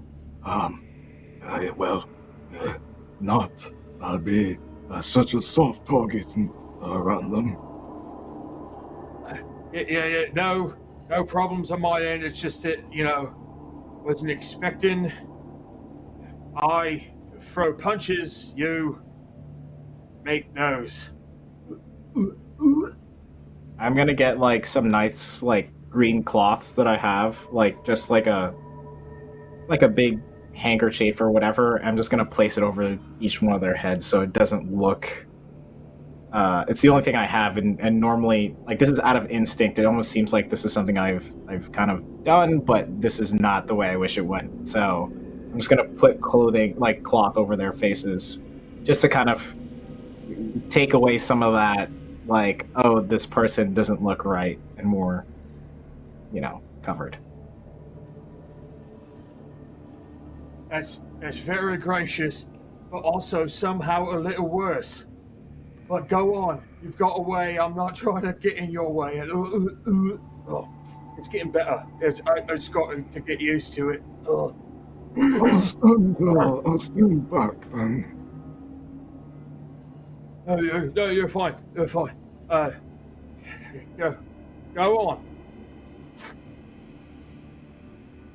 Okay. And I'm going to kind of like get my cane, my staff, and I'm just going to like start walking in right behind them as they like go forward ahead. I guess if I'm leading, they're leading ahead of me. So we have Barru striding forward first, and then the other two playing catch up. Is Ebo in the middle again with the zombies? Apparently. Okay. Horsun taking up the rear. Barru, you step into this tunnel, and there are torches that hang horizontally, but still flicker and flame per normal in the sides of this round tunnel. And it's a smooth descent. There's no markings, no runes. This just looks like it was carved perfectly out of the earth. And the tools that it must have taken to do this are sort of foreign to you. You've not seen this before. And as you take this winding tunnel further and further down, your companions, you can hear their footfalls and the scraping of the two zombies as they come along as well. You reach a long tunnel that is no longer curving, but is straight. still descending. And you take a step forward, and then you feel a whoosh of air in front of your face. And just missing your nose, a scythe flies out of one wall and into the other wall. And a moment later, a second scythe a few feet further away, and then a third and a fourth and a fifth. And every few seconds, these scythes slide back and forth, fly back and forth, presenting a low-arcing, dangerous path ahead of you. She immediately stops in position and puts her hand up, like, stop. I will say in giant to the zombies to stop as well. Ugh, really wish that wasn't a language I understood. There is many traps down here. Now we can walk ahead as normal, but we will almost certainly die.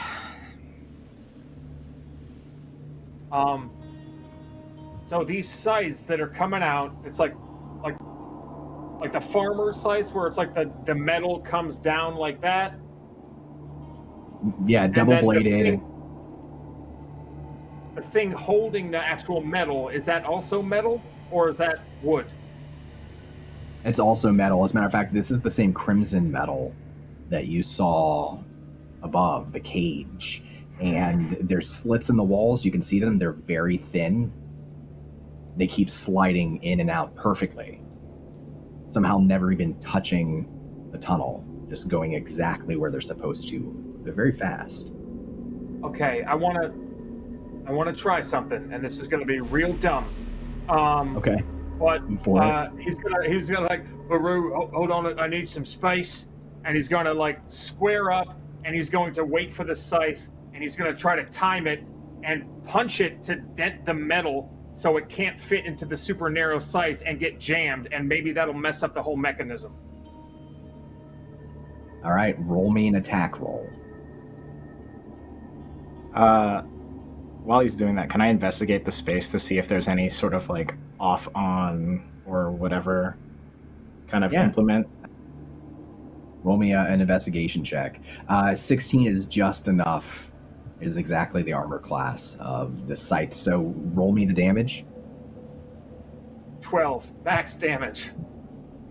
Nice. Yeah, you crack perfectly right in the middle of the scythe. You dent it so that its blades fold outward, and it hits the wall instead of going into the indentation, and just bounces off of the wall, and it comes back like a foot towards you, and then it slams back against the wall again. Comes back a foot towards you and slams back against the wall again, like it's being drawn to it, but it can no longer pass through the indentation. It just keeps happening. Clink, clink, clink. The first of 5 scythes. Okay, so can you do that 4 more times? Maybe. I was hoping that they were all connected into one thing, but this looks like they took their time and also had a large amount of metal to work with, which is weird because this is a real poor town. So I'll piece that together, but I'm not the thinking type. How much space is there between each scythe? It's like 2 feet. So he's going to time it, jump across the first broken scythe, and then try to punch the second scythe. Okay. Michael, with a 7 on your investigation roll, the most that you can figure out is that there's some means that these scythes are being pulled. Like, this isn't just momentum, right? But you're not sure what is drawing them from side to side over and over again in the exact same speed and the exact same rhythm. I just like put my hand towards the first crease that the axe is not being able to pass through, like looking at it. This is certainly crafty work. And that's all I say because I can't figure out what's making this go. Okay. Horsun, you don't have to dodge past the first scythe because it's just banging up against the wall over and over again now. You can just make me another attack roll. 15. Don't think that does it. You go to strike, and you strike just too soon, and the scythe slices over the top of your hand, and they're like squirting blood out of your hand, 8 slashing damage as it into its indentation, and then a moment later, back again. All right, hold on. I got another idea. I don't want to risk it. And he'll go back to where the pile of corpses are, and he'll grab 2 and bring them in and kind of sandwich them together and just kind of hold them against the sides, and hopefully it'll get clogged up with all of the the gory mush that happens. It's like as he's holding these corpses into the wall to try to jam the workings. No one sees yet about do this, but he's like, Are you getting 4 bodies altogether then? Is that the idea? As many bodies as I can carry in one trip, just to see if it affects the machinations, if this gunk from these corpses getting into the gears over time will slowly if you have enough hot dogs and you're stepping on a hot dog, so a pool of hot dogs, you have really thick layer of hot dogs. Why is that what I'm thinking of? Why is that what popped in my stupid head? So now that's on the internet, so I just have to deal with that. Your hot dog solution, testing it on the second scythe. The scythe goes through the body and it flies out of your hands and slams with a crunch and a splatter up against the wall, but the scythe doesn't pass through. A second later, the scythe pulls back a foot and tries to slam again, and it begins to tear a little further through the body, and it keeps doing it. You have the feeling that this isn't going to work forever, but it seems to temporarily block the second scythe. Grab more corpses. Let's go. And then gonna run back to try to grab more corpses and haul as many bodies out there through this tunnel as possible. And if this works, if only temporarily, we can get by doing this every time in theory. I'm gonna point my zombies and say in giant, do work, pointing at Horsun, telling them to do the same thing and grab bodies and just chuck them in sights. So over a couple of minutes, we'll say that the group of you are able to work together to grab bodies to clog up these sites. It is gruesome. This was a clean hallway before, but it is no longer. But you are able to get past. Who's putting the last body? Who's doing the last scythe? We're just hot dogging through these traps, okay? Hot dogging through the traps. No, I appreciate the creative thinking. So Horsun, you managed to clog up the last scythe, and temporarily, at least for a few more seconds, that first body is about to break apart, rip apart. You clear the path for you and your companions to move forward in the tunnel.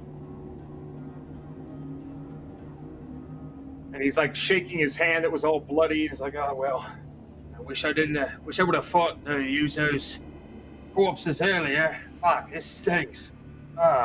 He blows up. Like he's got a hot spoon of food that he's... I really thought you could have punched all of them. You did so good with the first one. I don't know what happened with the second one. His timing's off. I'm gonna rip one of my hemp pouches using one of those zombies scimitars, and then I'm going to put that over Horsun's hand instead of him blowing on it. I'm just I used to be the medicine man of my village, so I'm just what is that? And I just try and gently and tightly put this hemp pouch that's ripped apart over his wound. You should pack some of the viscera in it. It'll make him stronger. I don't think that's how it works. That's how it worked for me, and I haven't died. Just saying. Curious. That's a little weird, Barru. So, all right, let's move out of this conversation into what we're going to do next. calling it weird. This is the one blowing on his wound like it was soup. Like that's what does that do? And she's gonna look down. Yes, everybody likes soup, but you don't. Never mind. And what is in front of them right now? More tunnel? More tunnel, yeah. It curves maybe like 30 feet, curves around a corner and continues to descend. Hold on 1 minute. And she cleaves a hand off one of the bodies that is just hanging around. She picks it up and just throws it down the tunnel just in case. It bounces several times down the tunnel before coming to a rest. As it comes to a rest, the floor of the tunnel that it rests on, with a grating creak, descends, and you hear an audible click. And then from behind you, somewhere back behind you in the tunnel, there's the sound of sliding stone, and a couple of seconds later, something heavy hits the ground behind you. It causes the entire tunnel to rumble. Roll me a perception check. This thing? Okay. 2. Oh, no. Hell yeah, big 2. Big 2. Perception. There it is. Woo, Billy's on Critical. 23 perception. It's the All right, stinging. Billy. It's the blowing. The blowing on the wound. Horsun, there's some sound that's slowly approaching. The natural 20, I'll give you 2 pieces of information. Number 1, you can tell that it's picking up speed, and number 2, you are positive that it is the sound of rolling stone.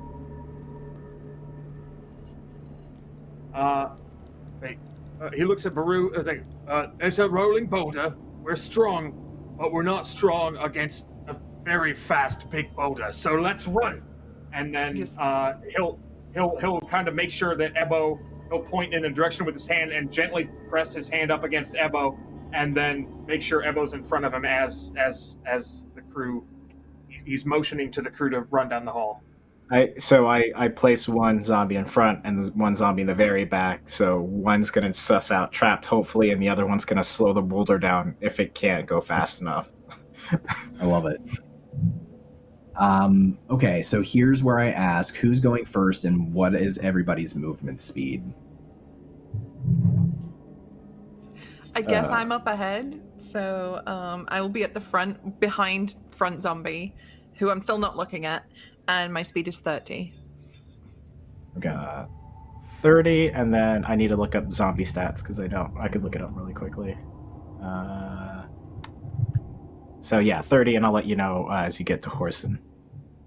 Sure. Horsun, you 30 as well? Yep. There's a cat butthole. Sorry. It's all right. Great. Everybody roll me an athletics check.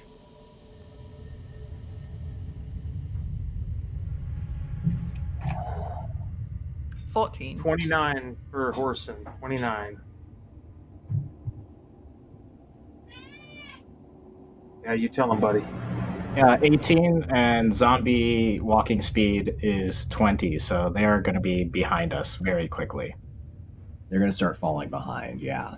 So you begin running down this tunnel, the 3 of you. And Horsun, you're able to break in front, or you can stay slower so that you can slow down a bit so you can keep pace with Barru and with Ebo. And Barru, you have long legs and you're pretty fast, but it is a bit like you do have to kind of crouch a little bit in this tunnel, and that makes running really, really hard.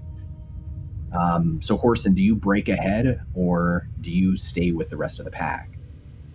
I think Horsun is going to stay with the rest of the pack. I got Ebo's strategy with the zombies, so if shoving a zombie would be for the greater good of all of us getting out of there, that's going to be a good move. Okay. You begin running down this tunnel, and as it curves, it's no longer like right angles or close to right angles. It begins to spiral downward, like a pinball machine spiraling downward, and the descent gets a little steeper as you continue downward. You can hear the rolling of the stone as it scrapes against the wall, and it's picking up speed and picking up speed. we'll say that the zombie in the back, the first zombie that's kind of falling behind, it follows your orders, Ebo, and as this thing starts to get closer, it turns and it puts its hands out to try to slow this boulder, and you can see now that this is an obsidian ball, perfectly smooth. Oh no. Rolling through, like, straight perfectly down the center. It fills the entire space. There's like nowhere to scrunch yourself up against the wall to hope to avoid it. Roll me, let's roll an athletics check for the zombie. Okay, so I believe that's going to be no pluses. It's just a straight roll because that's its stats. Oh, natural Should one. have Yeah. So it puts out its arms to slow this thing down, and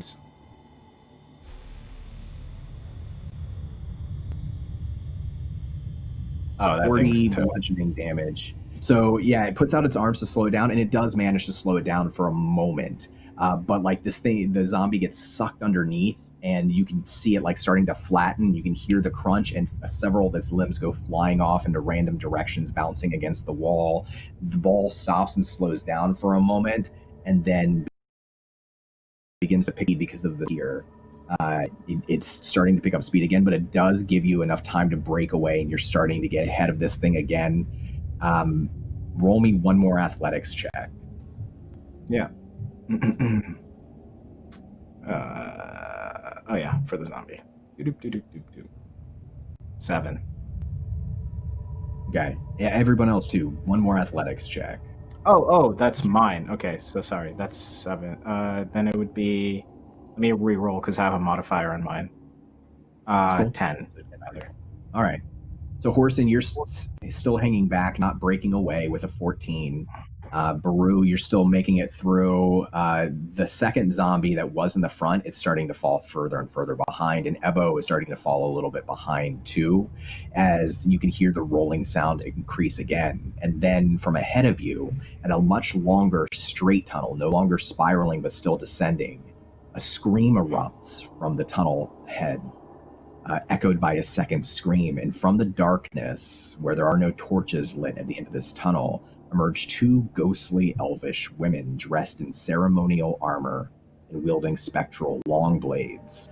Their translucent bones jut out of spectral decaying flesh, their lips peeled back into an ever-present grimace, and their war cries fill the tunnel. They pierce your ears. And as the elves begin to sprint towards you, running much faster than you, their feet hover just inches above the ground, and they begin slashing in the air with their long swords and screaming. Horsun, you're in the front. What do you do? Okay, Horsun is going to see. So are they just systematically, like, mindlessly floating and slashing, like similar to like it would be a trap, or is there sight in their eyes? Is there, like, are they bracing? Is there an intelligence there? Roll me an insight check. Is that Their athletics? slashes are not. It's not. Their slashes are not rhythmic. It's not like the scythes. They just occasionally slash through the air and continue to run and slash through the air. Or insight. Or you don't know, but they are running directly towards you, and the ball is picking up speed as it's starting to catch up to you again. There's darkness at the end of the tunnel. He's going to go ahead, Ebo. I'm just going to cast invisibility as I see this happening on myself. Okay, that's fair. I've had a day. You had a day. So then I guess the only legitimate response is to use the momentum that I already have going for me and charge into these banshees. One of the banshees. Are you making an attack then? Yeah. All right, go for it. Yep. He's going to straightforward jab. 21. Yeah, that's a hit. 7 damage. I mean, you pass through the spectral shape, and it kind of, its form like dissipates around you like smoke, and then begins to reform. But it doesn't will stop say running. this. It's continuing to run past you if you don't try to hit it again. I will say this. There is an ability that I got at level 6 called Moxie-Fueled Fists. My unarmed strikes count as magical for the purpose of overcoming resistance and immunity to non-magical attacks and damage. Badass. Yeah, so it doesn't, the smoke breaks away, but it doesn't reform. It's just like a chunk is gone from its spectral shape. But it's still moving, right? Or is it? It's going to continue. It's running past you. It's going to try to run past you. I see. Can I make the second attack of my attack on it? Absolutely, yeah. My attack So your action? turn. Okay. So he'll lead with like that jab to kind of dissipate it, and then do the old 1-2 and do the cross as well. 24. That's a hit. 8 bludgeoning damage. You take out a chunk of its torso, like punching back through its spine as it continues to run past you. But it's still running. Still running. All right. And he's just going to continue his momentum and just say, "Keep the charge!" and like yell that out as he continues running down the straight. Roll me a wisdom saving throw. 18.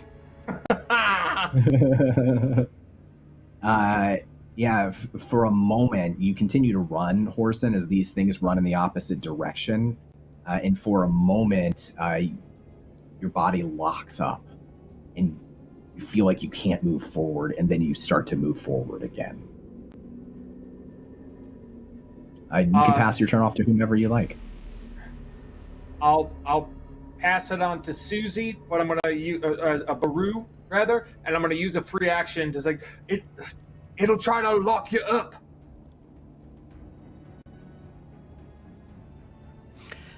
Barru's just like, because she's running for her life from this thing. These things are coming at her. She's just like, okay, battle mode on, and she's just going to keep sprinting forward. And if one of these things gets in her way as she's sprinting forward, just going to swing at it. Even if it does nothing, she's going to try.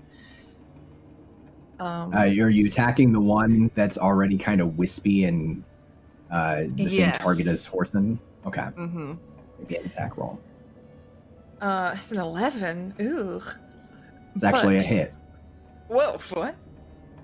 Yeah. It's a 27. What? That's a really good roll. That's ridiculous. So as you're running past and you slice through this thing, even though your weapon's not magical, you take it off legs at the midsection from upper torso. The upper torso begins to drift upwards to the ceiling, and when it touches the ceiling, it dissipates into fog. The legs continue to run 10 feet, 15 feet, and then they fade into the air.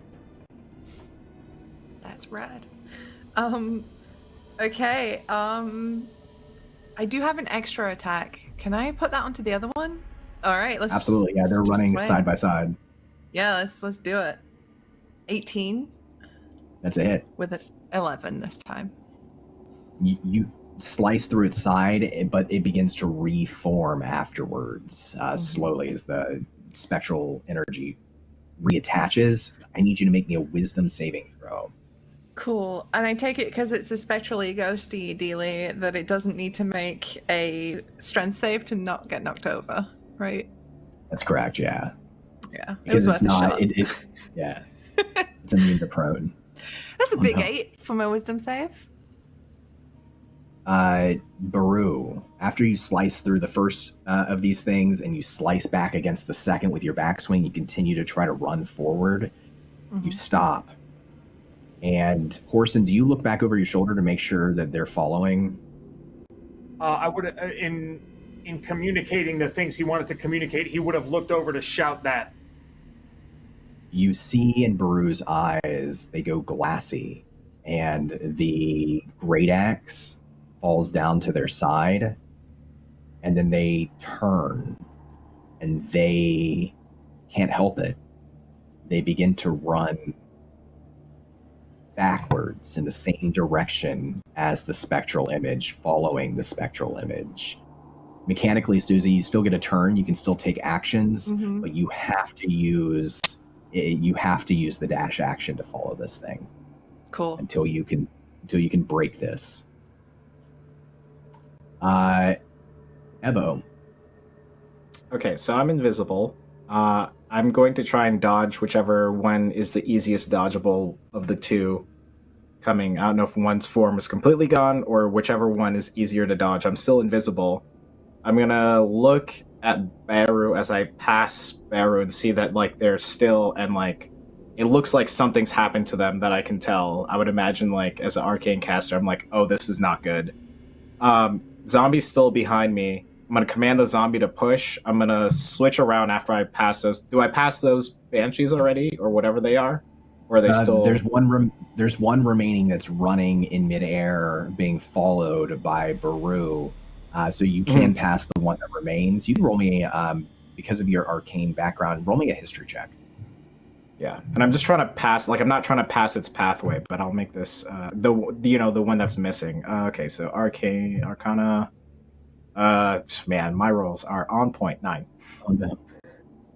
Yeah, you're not sure. I mean, you recognize that something's happening, but you're not sure what this is exactly. But I know they're actively not running, which is not good. I'm going to slip past the part where I don't see the banshee because one's not there, right? Is that correct? So yep. After I pass by that and pass through by Barru, my zombie is still there running. I'm going to drop concentration on visibility, cast mutter an incantation in giant and cast levitate on Barru and command my zombie to push. I don't think I have to, let me see if it's a bonus action or action to tell my thing to do a thing.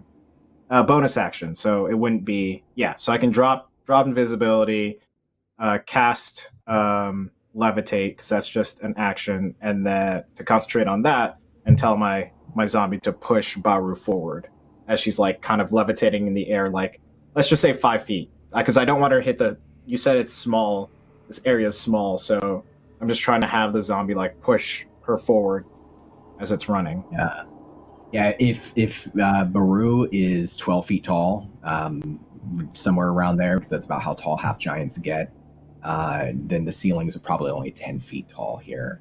And let's go ahead and let's take a look at levitate, because it has some interesting stuff. So yeah, it's just it says let me put it into the chat right there. Yeah, perfect. I think the levitate, bottom paragraph. Yeah. So one creature up to 20 feet, it can levitate. I need a Constitution saving throw from Barru. Okay. Oh, that's right. Unwilling. Yeah. 9.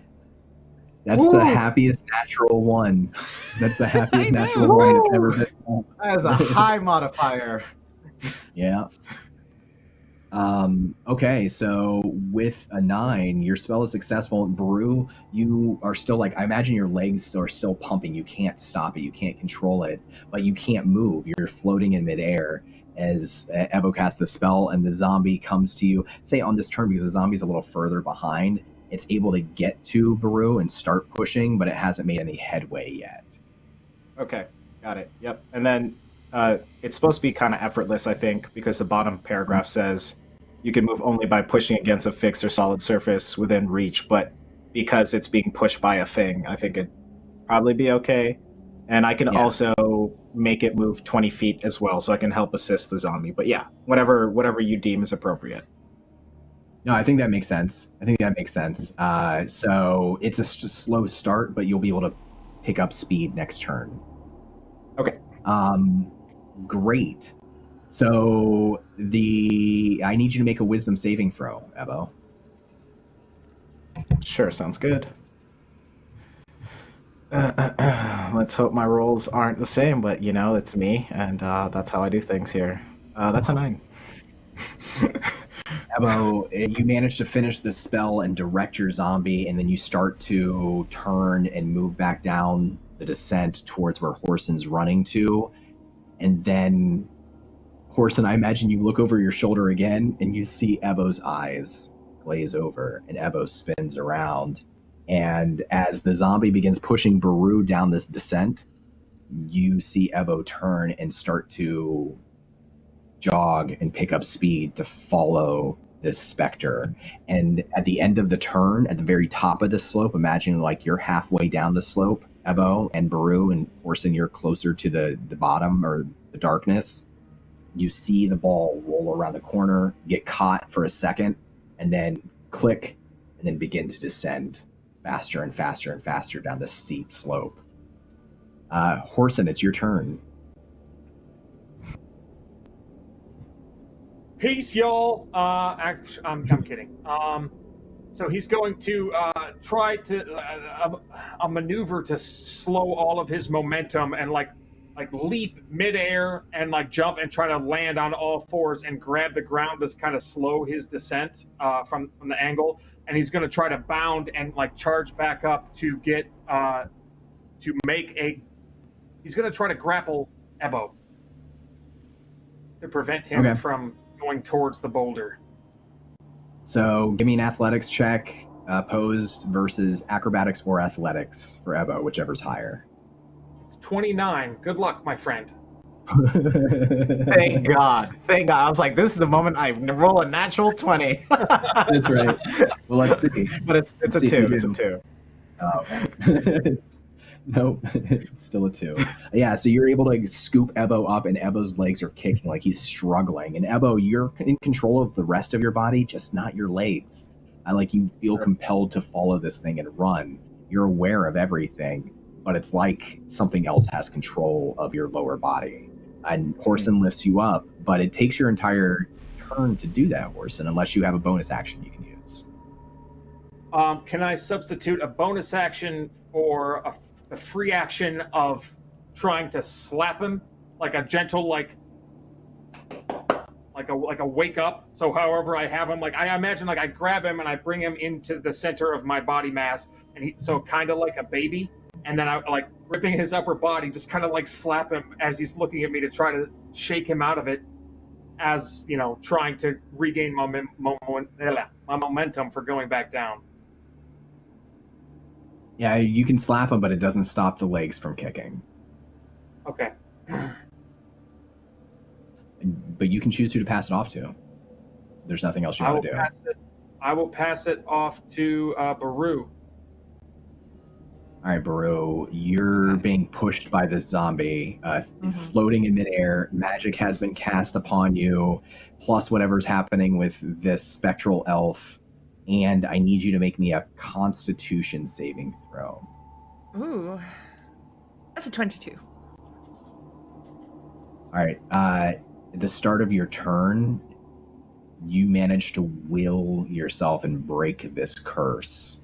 And as you do, your legs stop kicking, but you can feel your muscles burning because you are pumping them much harder than you ever would normally. You gain a level of exhaustion as you hit the ground. I guess you're still floating, but you are in control of your body and you do have your turn. Sweet. Okay. I'm floating, which means I can't move unless I'm being pushed by this zombie. Okay, so I have control of my body now. She's gonna sort of spin around in place awkwardly, like she's in 0 Gs, and use the zombie's body as like a springboard to just like push and yeet herself down this corridor as far as it will go, because she doesn't want to get crushed by the big boulder. So what do I gotta roll for that? Athletics, and whatever the number you get that's how many feet you kick forward. Okay, well I got a big modifier, so let's say 26. 26. Yeah, roll me. Roll me 1d4, 2d4 plus 5. 2d4 plus 5. That's 11. You kick the zombie. It deals 6 bludgeoning damage. You kick off its chest and fly through the air down the tunnel, still levitating, and you get right to the edge of the darkness. As a half giant, you don't have dark vision. Do you have any source of light that you can summon here? I do not. So I'm just floating in the darkness. And Cool. Barru's gonna scream out, "Stop making me fly! I can't move!" Anything else you want to do on your turn? Yeah, you have enough arm space. Like, you could reach up, you could grab the ceiling, you could do different things, because you're so tall, you're so big. You actually can. Yeah, she's gonna anchor herself because she's not sure how this works. She's never flown before and it's horrible. She feels sick and she hates it. So she's just gonna grab onto, like, stick her fingers into the wall, whatever, just to anchor herself wherever she is right now. And I guess for her, just stay put for the time being. Okay. Ebo, it's your turn. You can also roll me a Constitution saving throw. This ain't it, bro. 18. Okay. So you run 30 feet. You begin running, following on your turn. But instead of taking the dash action, you break through. Like, your willpower breaks this curse as you're almost keeping up with a spectral elf that's just screaming and running in midair. You stop. You gain a level of exhaustion, but you still have your action. Was I still grappled by Horsun or no? Oh, right. Yeah, you're kicking in midair, so you don't run 30 feet. You're just kicking in midair against Horsun, and then you manage to snap out. The exhaustion still happens, yeah. Correct. Got it. Okay, let me mark that as a thing. Okay, and the then, two of you are 30 feet from the bottom of you're 30 feet from the bottom of this descent, and the ball is beginning to roll very, very quickly towards you. How far away is it? We'll say if it's 30 feet up to the top and it's 30 feet down to the bottom, that it's 15 feet away from you right now. Okay, yeah, I'm going to definitely drop concentration on Barru, the levitation thing. And then I still have my zombie, so I'm still going to keep telling the zombie move forward, and I'm going to look at Horsun and, basically signal to him that I'm in control of my facilities, and I'm going to... do I have any movement on my turn, or no? You spend your action to dash, you can move 30 feet. Okay, yeah, I'm going to move 30 feet away, towards the direction we should be going and not towards that big old boulder. And my zombie will take 20 feet. Yeah. Your zombie's also following you down to the bottom. Mm-hmm. Yeah. So the two of you are able to reach Barru. You're actually able to move all the way into the darkness, and because you're an elf, you do have dark vision. You can see through this. It's like in Dark Sun, dark vision for elves is like muted colors. You can't see color, but you can see shape and form and texture. And you see that about 5 feet into the darkness is a wall with another ladder. This one stone, just like the one that led down through the well, but this one leads up, and you can see that there's another tunnel with some light flickering up above. I imagine you said Barru, but I imagine you meant me. So I'm the I meant you. Yeah, you run. You because you're so you're the half elf, and so you run past Barru. Yeah, I'm gonna begin my ascent up that ladder. I know I'm not I probably just get to it, right? That's what you said. Yeah, you just get to it. I'm gonna yell out. There's a way up here, ladder, quickly. And I'm just going to put my foot on the rung and hand on the rung, and getting ready to go up as I look at the rest of the party behind me. All right. Horsun, as Ebo breaks out of your arms and runs off in the other direction, this ball rolls directly towards you, and it's going to crash into you on this turn. I'll let you spend your reaction to make an athletics check to see how well you can hold it back, slow it down, hopefully not get crushed. Ooh, or you can do something else. If you have another idea that you want to spend a reaction on, then I'd be happy to take that as well. Reaction. Okay, I kind of limited in my reactions. But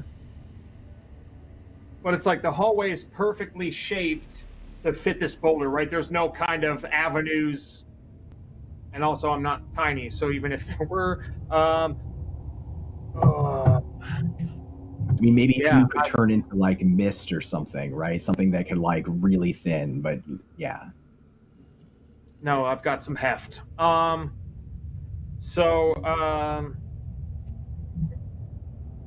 Yeah, so if I can't move in this moment, then I'm going to try to, I'm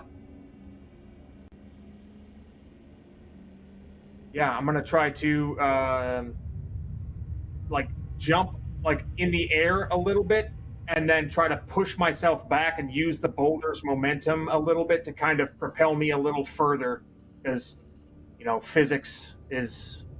You either have an instinct about it or you don't, and fighters normally do. So I'd like to try to let myself get airborne from this boulder and try to add additional force to it by shoving off of it in the right amount of time. Okay, so as you leap into the air, the banshee that's running ahead of you, still screaming, passes through the boulder. You can hear the screams from the other side of the boulder, just quieter as the banshee continues to run. And give me an athletics check. And basically getting hit by this boulder full on, it's 10d6 bludgeoning damage. For every 5 points of athletics you roll, I will subtract a die from that.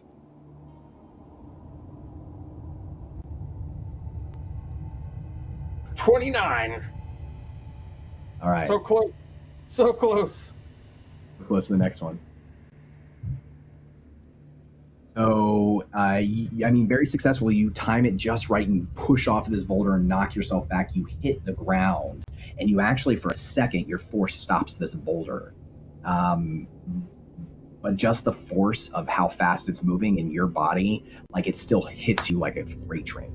So you hit the ground, and, like, you can feel pain shooting up your back. You take 16 bludgeoning damage. But you managed to stall the boulder's momentum for 1 round, and I'm going to give it to you here. It's your turn. Let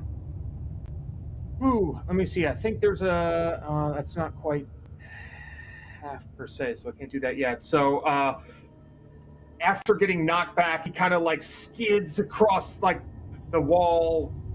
Like, his flesh is all scraped up on his back, and he kind of lands, and he lands on his hands and uses that momentum to propel himself forward and trying to recover into a sprint to get to where Barru is at the beginning of the darkness.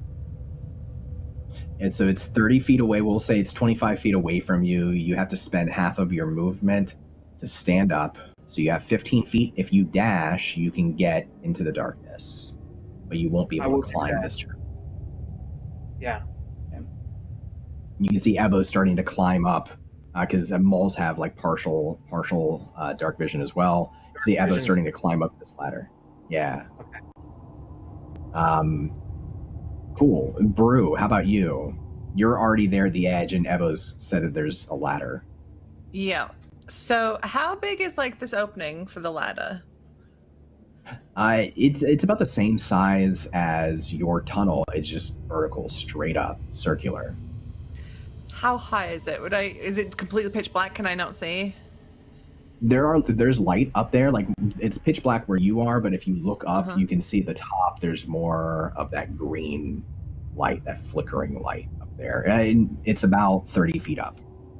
30 foot okay. climb.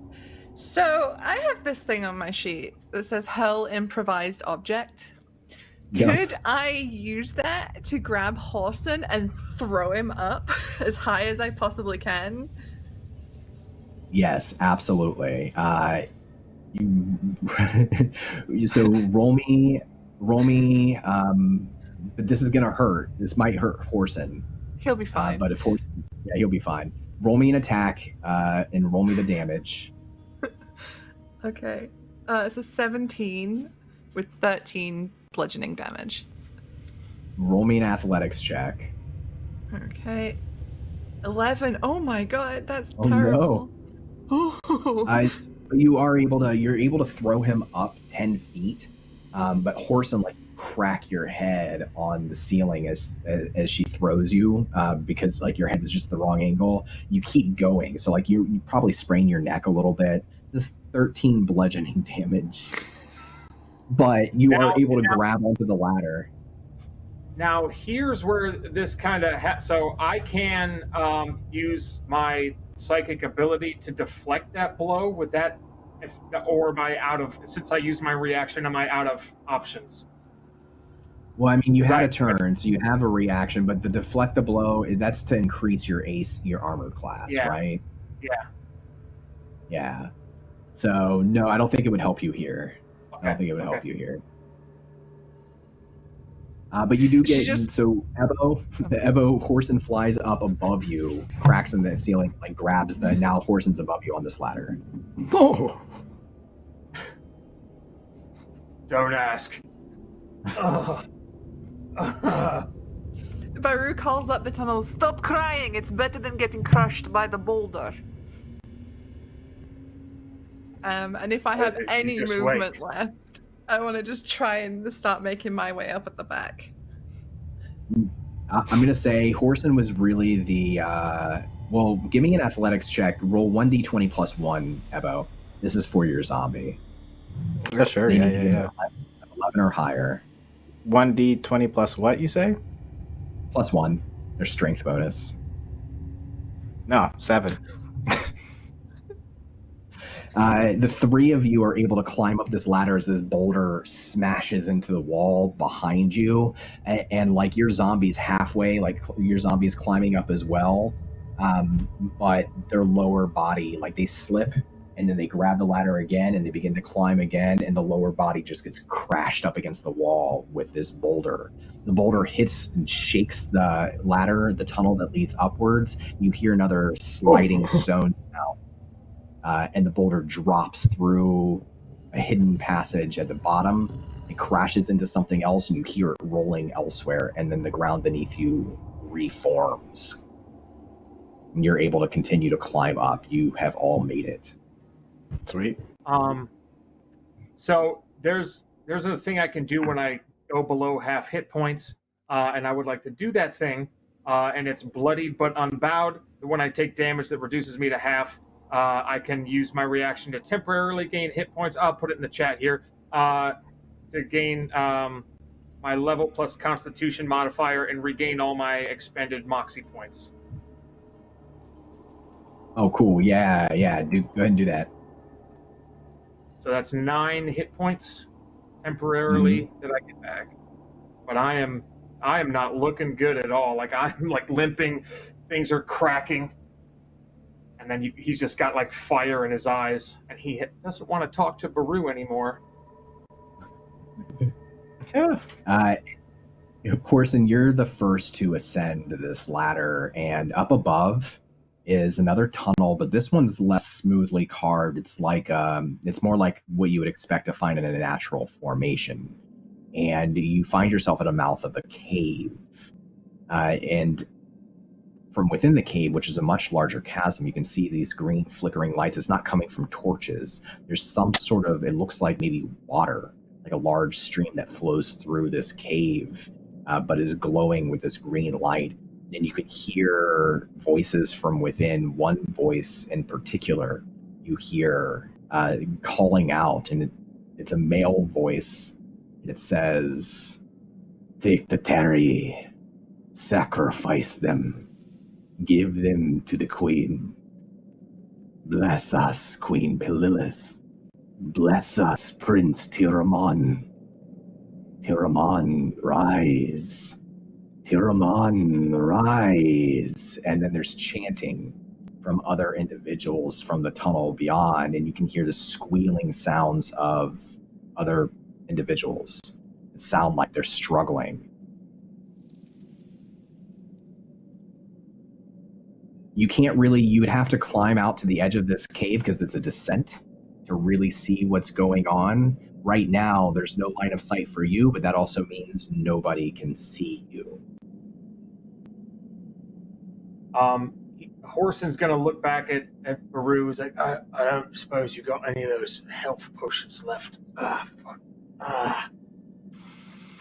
And she she feels around on her belt, knowing full well that she does. And she's like, and she's really making him sweat and just being a jerk before she just tosses one at him. There you go, you big baby.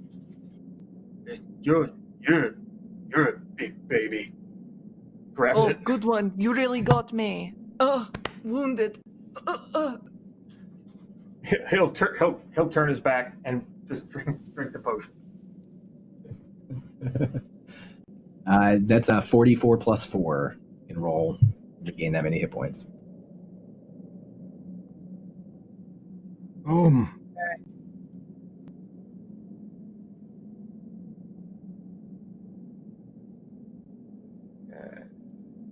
Nice. So 15 hit points. Gotcha. Cool. There you go. Undoes what I did Nice. to you.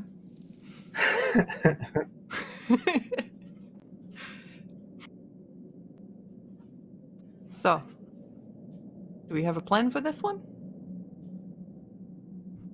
Well, I you I have do any not. information? Have any information about what we're dealing with? You're hunting them, I would hope.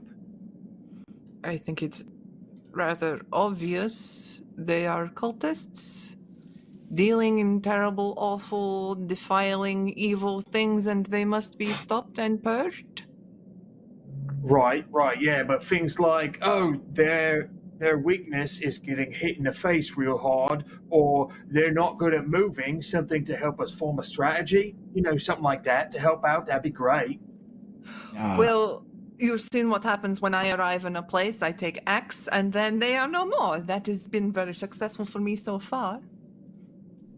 How I intended to go on. While they're talking, I'm just going to cast Mage Armor on myself. Yeah. Yeah. Okay, so I think for a pretty good plan is that you go first and you do that, and then we're right behind you, and then we will also do that. She leans down, like really crouching down to like look at him in the eyes. Are you actually going to do that, or are you going to run like a big chicken? I'll do it if I can get a rematch. Well, if we survive this, then you will have a rematch. You've been pretty good so far. And then he spits in his hand and extends it out to you. It's a promise. And then she does a huge loogie in her hand and does it back to him. There you go. And then he kind of takes it and he thinks for a little bit, and then he's going to rub it in his hands and kind of put it on the parts that are easily grabbable on his body. He's going to try to Bronson his way down. He's like, yeah, it's a little bit smelly, weird, but feeling good. All right. What has happened to you since Balik?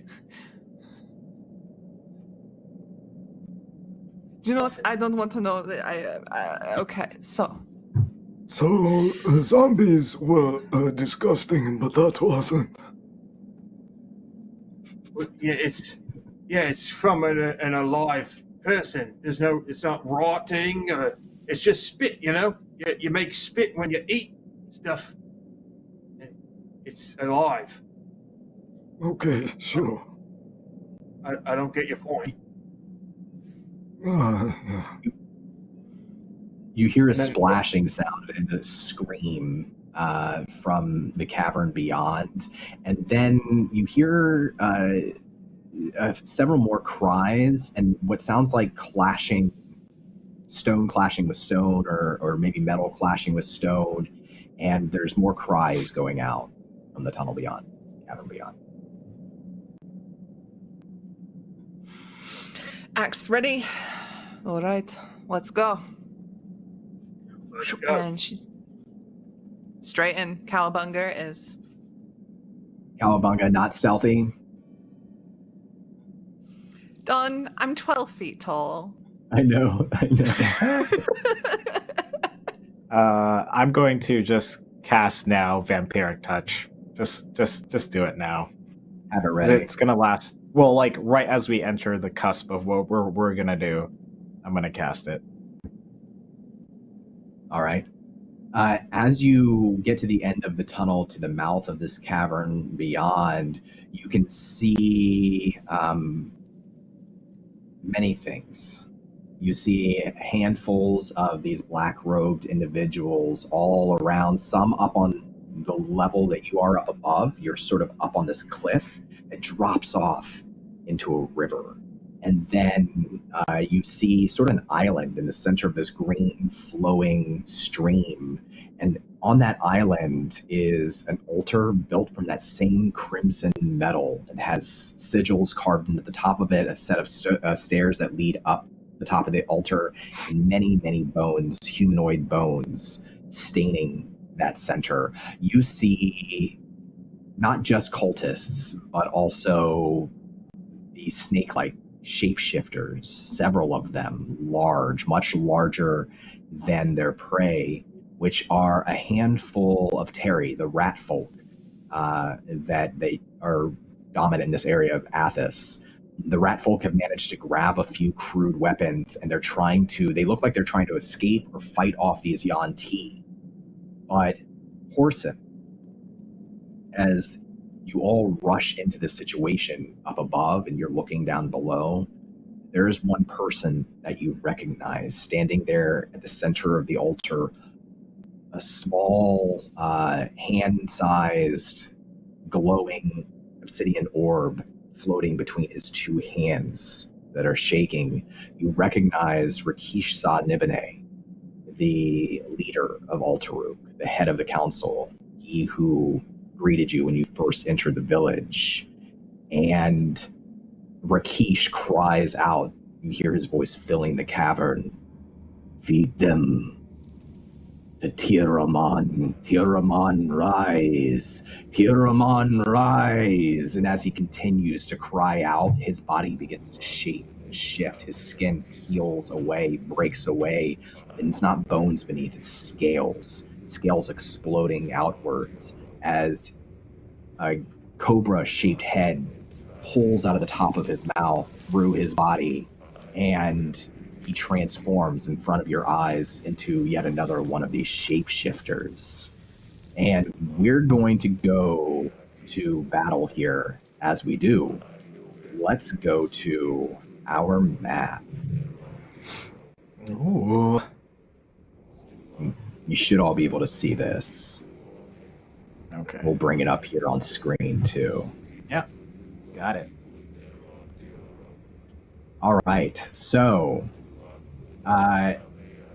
we will do this the same way that we usually do with active initiative. And since Barru is charging in, I'm going to give this to you first. Each of these squares on this map, per usual, is 5 feet of movement. And you see all of this around you. If you have any questions about anything that's happening, let me know. But you have a full turn here as you charge in. Okay. So Barru is just gonna barrel on forward, and she's gonna move up to this initial cultist that's right in front of the group, and she's just gonna get it out of the way. She's just slashing with the axe just to make their descent easier. Get rid of some of the problems. All right. This cultist squares up to you as you charge towards him with the axe, and he's got a pair of short blades that he's just crisscrossing over his body. He does a little one of those parkour flips onto the stone next to you, and then you attack. What a fool. Okay, it's 12 on my first hit. 12 is just enough to hit one of these cultists. That's 25 damage. That's a lot of damage. Yeah, describe what happens when you do this so cultist. She just barrels forward, and it's like he's not even a physical object. She just barrels straight on through them, and as she passes past, they just fall in half as her axe is just cleaved through them as she's carried on going. And so you see this cultist's body topple over, much like the Sith Lord in The Phantom Menace. I'm sorry for even bringing up that movie's name. But just like that movie, he falls down in 2 halves. He hits the water. This cultist hits the water with a splash. And in doing so, Barru, you see something come up You're not sure if it's a mouth or a claw. It's something snaps up out of the water, grabs the body, and gurgles as it drags it under. There's a large rumble beneath the earth. The cultist vanishes into the water. Ugh. She calls back to the others, "Be careful of the water, there's something in it."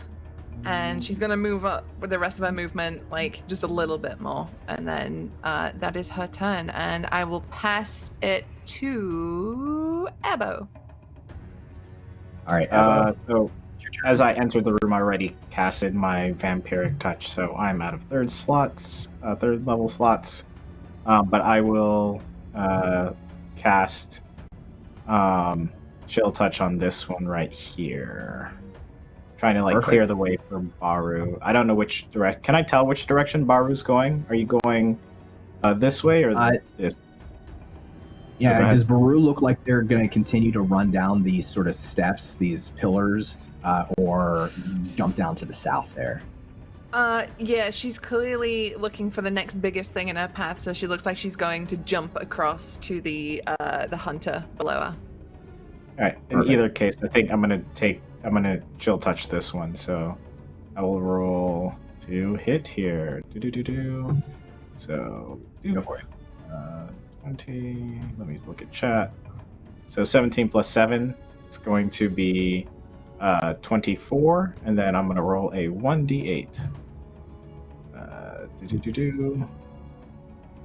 Those are cool effects. I roll a 1 in regular fashion. So same thing. You're gonna see me utter a incantation. My hand's gonna get all kind of vibraty and incorporeal, and then it's just gonna go towards that snake cultist. And they take one necrotic. Oh, one sorry, necrotic damage. 2d8. Okay, go ahead and roll another one. So yeah, just 2. Okay. I mean, their face does begin to go blue, and those black lines form through them, but they're still moving. Okay. And then I think that is all I can do. I'm going to probably just position myself behind Horsun so people can see Horsun before they see me. And that's my turn. And I pass my priority over to Horsun. All right, Horsun, you're up. Cool. So Horsun is going to use his bonus action for an ability called Dig Deep, and I'll share that in the chat here. It's at 4th level. I discover a strength inside of me that can't be broken. So essentially what it is like he feels all of this pain, like his hips are cracking, his shoulder hurts, and he's got to show up Barru, who's clearly going through things effortlessly. So one of his advantages is his don't quit. So he flexes and he grunts and uses this bonus action to get resistance to piercing, bludgeoning, and slashing damage for a minute. And then he's going to run through Barru, try to leap to her side, maybe go underneath her arm after her attack, and run up to the one that Ebo was trying to do, and use a shove attack and try to shove this person down into the depths right here. How high up are we? This is about 15 feet up in the air. Cool. And I'm going to try to shove him down 15 feet below. All right. Make an athletics check for me. 12. Ooh. It's just enough.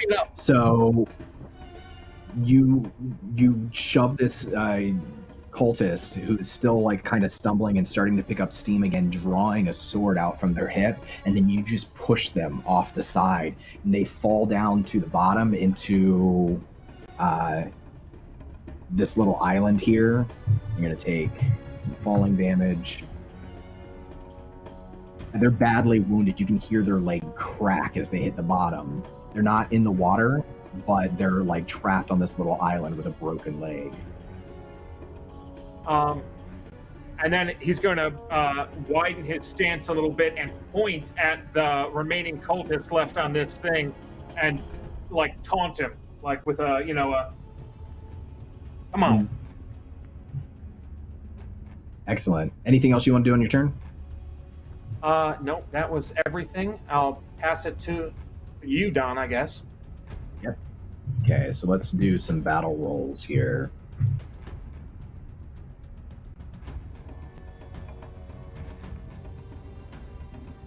Nice. So down south of Barru on this lower island, there's a number of tari who are trying to break away, and two of these snake shapeshifters that are much larger, encircling them, several snake cultists as well, some of these robed cultists fighting with them, and the tari are being driven towards the water, most of them. They're trying to resist, but they are overwhelmed and outmatched, and they look exhausted. Tari about 3 feet tall. They're just being overwhelmed. But one of the tari has snuck up behind a snake cultist, and as the cultist turns away from it, the tari climbs up on its back and with a bone dagger just draws a line across this cultist's neck, and the cultist gurgles and falls forward onto the ground, no longer moving. However, one of the shapeshifters, one that's wielding a shield in one arm, a large wooden club in the other arm, and is slithering forward, rears up. You can hear a rattling sound, and then it swings the club, striking a tari directly in the head and forcing the tari to fall back in the water. And as the tari's leg falls into the water and is trying to scramble outward, you all see something with one large eye break from the surface just briefly. The tari is grabbed and shaken back and forth, back and forth, back and forth, and then pulled down into the water and disappears. Rakesh, there in the center island next to the altar, having finished his transformation, he twists his body around. He's even larger than the other snakes here, and he looks up at you. That floating obsidian orb continues to levitate between his two hands. He begins chanting arcane words in an alien language that you've never heard before. And he turns his gaze on you, Barru, as you prepare to jump off of this ledge. And this is going to be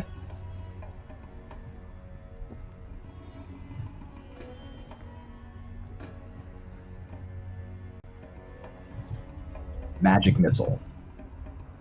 Cast it at level 2. So a beam of light followed by 5 projectiles made of magic. This red crimson aura whip through the air directly at you. And this is going to be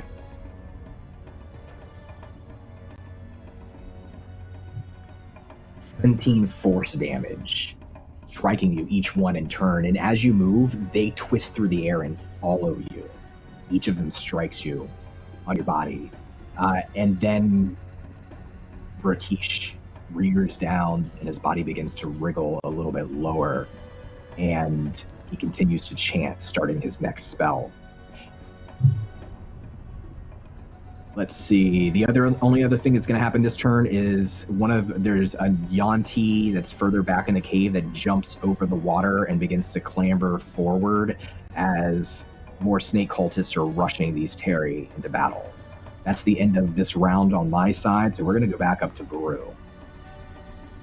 Okay, so Barru is extremely upset that she's just been hurt, and she's going to channel that anger into this poor, unsuspecting yuan-ti hunter that is below her, and she's going to jump from where she is, and she's going to bring her axe up above her and do that cool arched back thing, and she just comes down and attempt to land through the yuan-ti hunter as she jumps. I love it. All right. Go ahead and give me the attack roll there. And move to where you want to land. Okay, so the attack roll, that's a 16 on my first attack, Ben. That's enough to hit.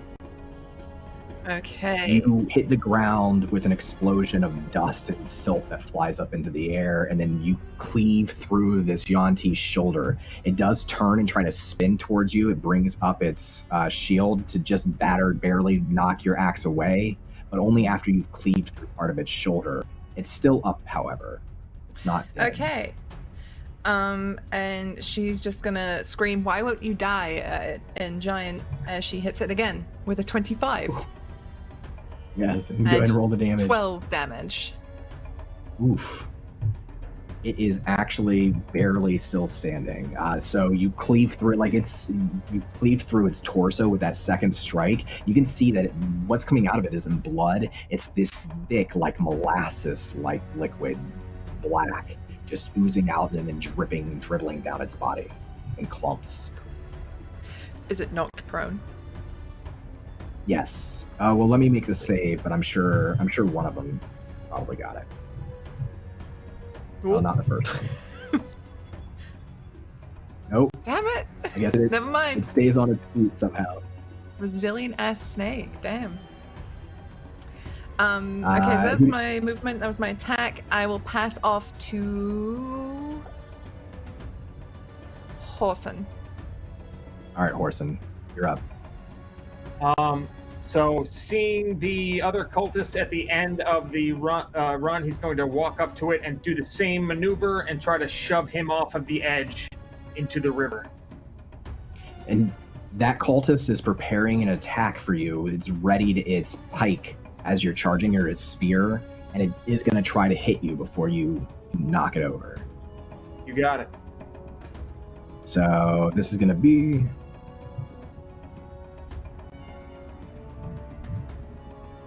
$11. I think that's a miss. I know that's a miss. That is a miss. So he'll be anticipating that strike, and as he kind of lunges forward, he'll kind of shift his hips and sidestep, and then with the shoulder that he's leaning forward on, he'll extend just an open palm to just smack him in the head to attempt to shove him off the pedestal. All right, go ahead and roll your athletics there. Yeah, that's a success. So you smack him right in the head, and he stumbles back, and he almost it's that moment where he's almost falling back, and it looks like he's managed to stay up, and then a crack in the ground slips away, and his footing goes with it, and he goes sliding back. He's scrambling to try to hold onto the edge, but it's smooth stone all the way down, and as he touches the water, he's yanked down by some force beneath it. You can hear this gurgling sound, and then a bubble comes up, pops the surface, and the cultist is no more. And then can he use the rest of his movement to approach the other, the one that Ebo was aiming at? No, I'll stay where I'm at. I mean, you only used 10 feet of movement, so you can continue to move there. You can. Yeah, but if you want to be, I want to be elevated still, so he can't attack me, and I wanted to, Ebo's kind of marked him. Yeah, cool. All right, then it's Ebo's turn. Okay, so I'm going to. Jeez, come on! I'd like to move. Things telling me Rise of the Veiled Lines. I know what I'm playing. Can we please stop highlighting that? Jesus. Okay, anyway. I'm going to move to this area where I'm drawing for now until I figure it out. And I'm going to cast Toll the Dead on the yuan-ti hunter that Barru is going against. So I'm going to cast Toll the Dead. They have to make a... Let me bring this up. Just click on it. Needs to make a wisdom saving throw. Oh, the wisdom? Yeah. 16. 16? Mm-hmm. It passes, so nothing happens. Okay. But anyway, you're gonna... The spell still, happens as far as, what you see. You're going to see wherever the yuan-ti's head is, you're just going to see these little green orbs appear right next to its head, and it's going to try and peer in to its head, but it's able to kind of not be affected. I think I don't have any bones. I rolled the cultist. Let me roll the yuan-ti. Oh, Sorry. Okay, yeah. Oh, that's a 1. That'll actually be sweet. Okay, I would like to get my dice. Okay, I know that this is the fail of the last alliance. Oh yeah, I can do it. I can do the dice. Okay, so 2d12, 15. Takes 15 points of necrotic damage. All right. Describe the end of this yuan-ti, of this snake. What happens is you see these like little 3 orbs go around its head, and then you just see like this pulse of energy happen around the yuan-ti's head, and you're just gonna see like around its head, these pulses eventually are just gonna start decaying some of its head as it like slowly deteriorates its head, and it's just gonna fall to the ground dead. It does. This happens right in front of you, Barru. Like you're just cleaved through this thing twice, it's about to strike you, and then this magic hits it. It's terrifying to behold. But it is dead. Thinks it was her for a minute before she's like, and then looks up. Anything else on your turn, Evo? I think that's all I can do. So I moved, and I'm where I'm at. So I will pass my turn. All right. So at the end of your turn, Rakesh finishes enchanting another spell, and you see blue flame, a circle of blue flame, light up around the altar, around the bones, and the green water below begins to boil, begins to bubble, it begins to hiss and steam. The Terry and to the yuan-ti. The Terry begin to get overwhelmed. The cultists drive 2 of the Terry back towards the water with the help of another of the snake shapeshifters, and you finally get a little bit better glimpse of what lies beneath. A large, scaly tendril snaps up out of the water, followed by another one right behind the 2 Terry, and it wraps around their waist. It lifts them up off of the ground, it smashes them into the ground once, twice, and then drags them into the water. That is... Let's see. The rest of them are still fighting, kind of holding each other off. That's the end of their turn. I'm going to give it to you, Barru. Okay, so Barru is gonna push her way down to get to this one little tari that's left. She's gonna move. Get here. So she's got both these cultists either side of her, and she growls at them, pick on someone your own size or bigger, and then she's gonna just start swinging. Alright, swing 1 is a 23 on this top cultist up here. If that'll do it. It's gonna be a 10 damage. Yeah, you cleave through that cultist. They turn their head and their hood falls back from their face. You can see that they're clean shaven with a coiling serpent wrapping all around their face. And there's no fear in their eyes, even as they see their own death in your axe.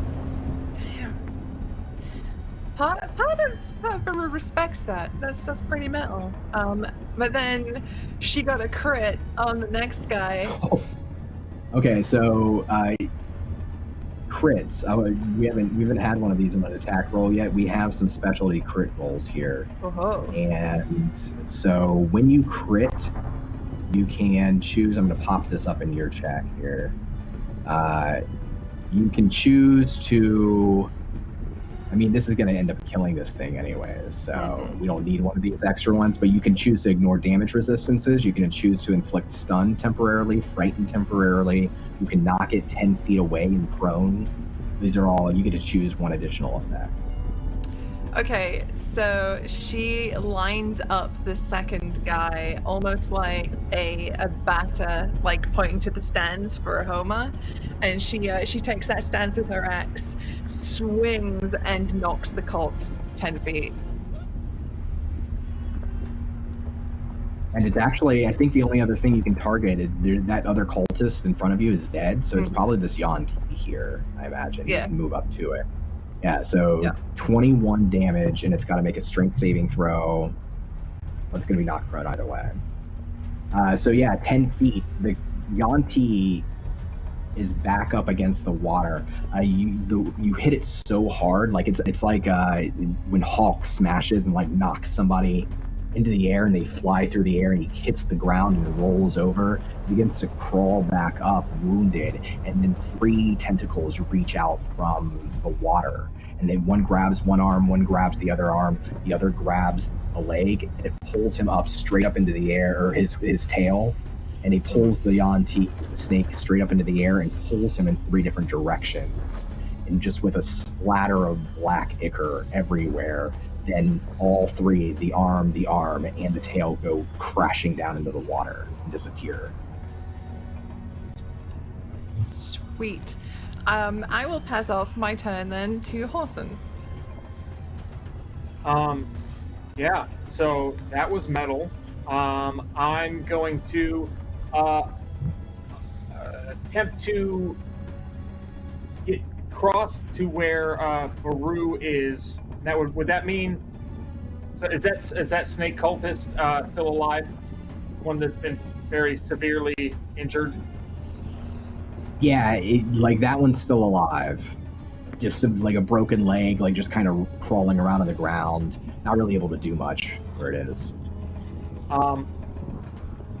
Approaching him, I'm just gonna listen. There's mercy is important, so I'm gonna shove him into the river. Cool. I'm not going to even make you roll for this. This person's completely helpless. I'm not even going to make you spend your action on this. Okay, so it's like I brush him aside as I'm trying to leap over this chasm to get to this portion of the map to get right behind Barru. Okay. You can make me an athletics check. 21. You're able to do so? Excellent. And then move as far down as I can in this direction. So I think you can only get to, let's see, 15. You can get to right here, Bill. Yeah, right here. Or you're dashing. I gotcha. Yeah. Are you dashing? Yeah, so you can get 30 feet more from there. Okay. I'm going to try to stay. And so both those cultists are dead? Yeah, if you don't see a name, that means that they have been murdered. They are dead. Okay. Great news. So I'll stop right behind Barru. Actually, I'll stop behind. This is what I mean by behind Barru. Okay. So I'm catching up with Barru, but also physically behind. All right. And then I'll pass it off to Evo. Evo, it's your turn. Yeah, since I've seen all these, like, people get pulled down, I'm gonna lose I'm gonna move over here. I think this is still a ledge over here. And I don't feel confident in Evo's ability to jump, so he's gonna waste this, not waste, but he's gonna use the second spell slot, the second level spell slot, and cast Levitate on himself to make the transition over nicely. Hit the ground here, and still concentrate on it. So he moved 10 feet. He can move another 20 with Levitate, but he's just going to touch the ground and then move another 20 if you allow that. So 10 Levitate, 10, and then move 20, essentially, using that magic. Absolutely, so, and then I'm just basically going to be able to catch up to everyone else over here. Yep. And then I think because I casted that turn, that was my action, I think I have nothing else to go and do, so I'm gonna be done with my turn. All right. The end of your turn, one of the shapeshifters is armed with a longbow, fires that bow at one of the struggling tari, and the tari struck right through the chest, and it reaches up into the air and gargles out a word that you don't understand. It's kind of mumbled, and then it falls back into the water. It's laying in the water, kind of floating for a few seconds, and then it's yanked down as well. The other yuan-ti have basically surrounded the last tari, and the cultists pick him up. They knock, besides the one that's with you, they knock the blade out of his hand, and they just push him closer and closer to the edge. And as he gets to the edge of the water, you see a large serpentine maw snap up. Not a tentacle, but an actual serpentine maw, much, much larger than any of these creatures. It comes up and it grabs the tari, flips it into the air, opens up, swallows it whole, and then disappears back underneath. And Barru, I need you, Horsun, and Ebo to make me strength saving throws. 24. Nice. 10.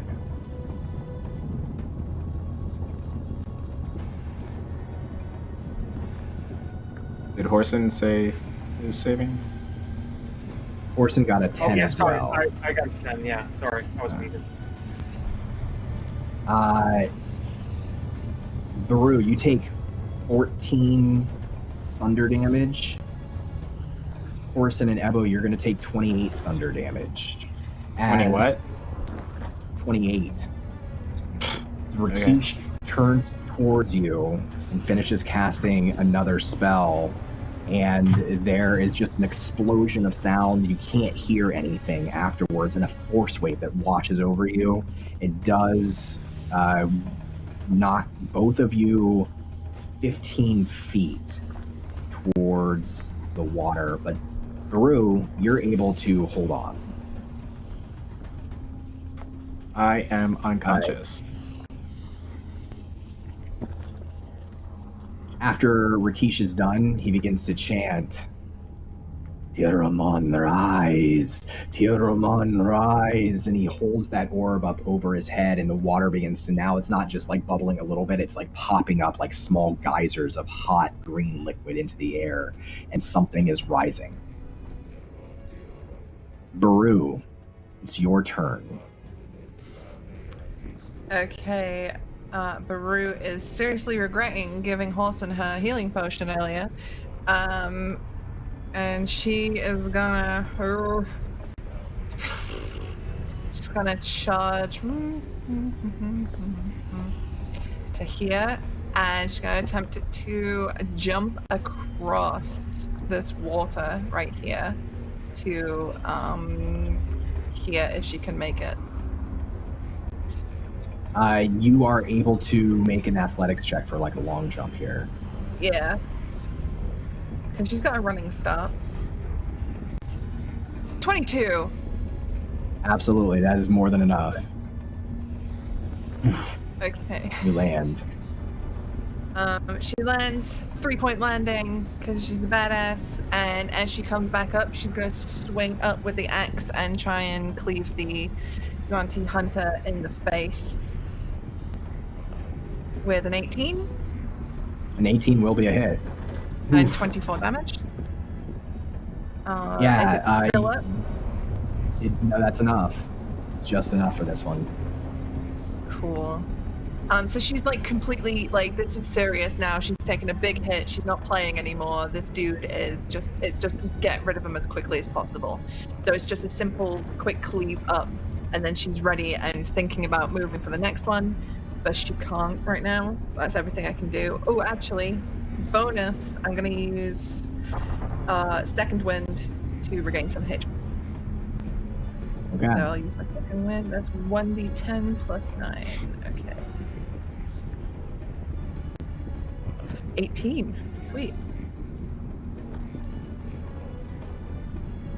Horsun, at the start of your turn, Tiramon rises a gargantuan snake-like creature the size of a giant 30 feet, 40 feet. It begins to reach upward, breaking the rock beneath it, breaking the islands apart, forcing you and Evo back up against the wall as it goes into the air, its head reaching for an opening in the ceiling where you can see the stars up above. And as it smashes through that opening, this entire tunnel, this entire cavern begins to shake violently. Rocks begin to fall, smashing into the ground.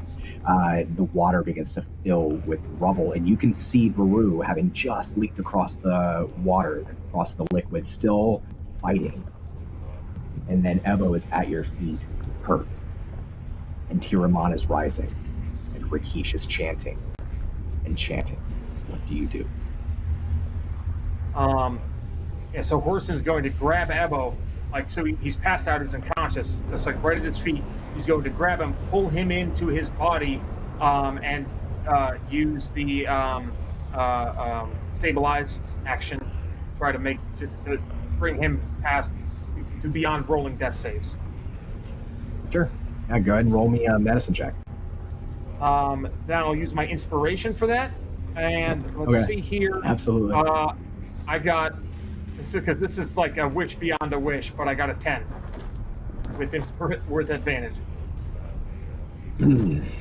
Evo,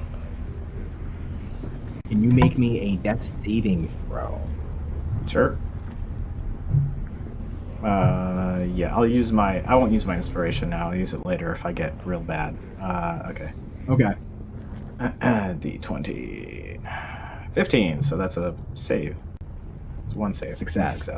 Horsun, as this is happening, like, you're not able to stabilize him, and you can't stay here. You have to make a choice. You can hear Barru fighting on the other side. You can't even see Barru anymore. You would have to fight to get to her. And rocks are falling all around you. This thing is climbing up to the surface, breaking up to the surface. I'll use my bonus action. Bonus action, if I have moments of my turn left for dig deep to get more temporary hit points. Let me do that. And so, that's not good. So I rolled a 1, and that'll be so that's 7 temporary hit points. And then I'm going to pick up Evo and try to find an exit and escape to somewhere. Roll me a perception check. 13. You only see 2 exits here. One is the cave that you came from back at the top of that cliff that you'd have to find a way to climb back up to, and then coming exactly the way you came before. And the other is at the very top. It's the same exit that the serpent, Tiraman, is using to escape this cave. Then I'm going to pick up Evo and run back the way we came in and try to scale dodge whatever rocks I can, and carefully, with him over my shoulder, try to ascend. Roll me a dexterity saving throw. That's a 3. It's a big old 3. How many hit points do you have left? 10 regular, 7 temporary. Oh, this is going to be a close one. 16 bludgeoning damage from falling debris. I have 1 hit point left. That brings me down to 1 hit point. There's a shake as you finally climb up with Evo. Evo, go ahead and give me another death saving throw. You get back up to the mouth of the cave where you entered, Horsun, like being battered by falling rock over and over and over again. 15. It's another success. And the tail of this snake, it's not a single tail, it's a mass of writhing tails of tentacles, just a complete anathema. As it rises up from the ground, it lurches through the tunnel, the ceiling up above, and all of its tails leave the water, leave the earth. It's squeezing itself to the surface. And you can see for a moment, you can see dust falling all around. You can't tell. To hear the clash of metal and stone on stone as weapons are swinging. You can hear the chanting of Rakesh, but you can't see Barru, and you're right in the mouth of this cave. You have Ebo with you, and more rocks are falling. What do you do? What's the action economy for this type of theatrical scenario? Narrative. You just tell me what you want to do, and we'll resolve it. And so, like, bring it down to, like, barely conscious, but, like, he's been barely conscious before, only instead of rocks, it was fists and other weapons. So he pushes himself up, grits his teeth, and grunts again, and he's going to burn his last moxie point for another brace up to roll for more temporary hit points. Okay. Oh my gosh, that's another one. So that's 7 more hit points for temporary hit points, and then he's going to, slog up the way he came with Ebo on his shoulder and, like, turn around and Barru, and, like, out of sorrow and, like, a sign for, like, a missed respect or a missed moment, he's going to clench his fist and put it right in front of his chin and, like, shake it as like a fucking get him, and then turn around and slug up the hill where with Ebo. Susie, the dust clears as you continue to fight your way through these shapeshifters and their cultists on the center of this island. Rocks are falling all around you, Barru, and this creature is rising. And I want to know, what's Barru doing here? What's the goal? Barru is fighting until her very last. She's using everything she has to try and put an end to whatever is happening here. She doesn't fully understand what it is that they are doing or what they've done, but she knows that it has to be stopped. And part of her is conscious that Horsun and Ebo are no longer here. And in the back of her mind, she's praying and hoping that they escaped, that they managed to get out. But she is basically just doing her absolute best to just kill everything and anything that moves with her right now. All right, you have 2 shapeshifters plus Rakesh and 2 cultists. So go ahead and roll me an attack roll. And every time you succeed or miss, you're going to be taking falling damage from falling stone as well. Cool. That's a 9. Oh, sorry. So you turn on the yuan-ti, the shapeshifter with a shield and a spear, and you bring your axe across your body, and at the last moment it spins its shield with its arm and catches your axe, and your axe is caught in its wooden shield for a moment, and it stabs down at you, over you. Not good enough angle to strike you, but then a boulder falls and strikes you in the back of the head for 10 bludgeoning damage. Roll again. All right, here we go. 26. That's a hit. Describe how you get the upper hand and destroy this yuan-ti. She grabs the handle of the axe, pulls, so it splits the shield in 2, and with the momentum back, she brings it back again forward, straight into the head of the yuan-ti, with that sickening as it just sinks deep into its head. Pulls back, next target. All right, roll again. You do take more falling damage as you stride forward. There's 2 cultists standing between you and Rakesh Zanibane, and they're both wielding a pair of short swords. You take 13 more bludgeon damage. Yep. 27 is a crit. Describe what happens here. You can take them both out if you want. I'll give them both to you. She's not even looking at the cultist in front of her. She's looking at Rakesh, and she just swipes and does a huge horizontal swipe that just beheads both cultists in just one fell swoop. Rakesh continues to chant, "Tiramon, rise! Tiramon, rise!" as you stride forward, being struck again and again by these falling debris for 12 more bludgeon damage. And continues to chant, but he does turn towards you, and that orb that he's been holding on to, it shoots out at you at an incredible speed, like a bullet. Roll me a dexterity saving throw. Oh boy. 2. How many hit points do you have left? 20. Oof. Be a close one.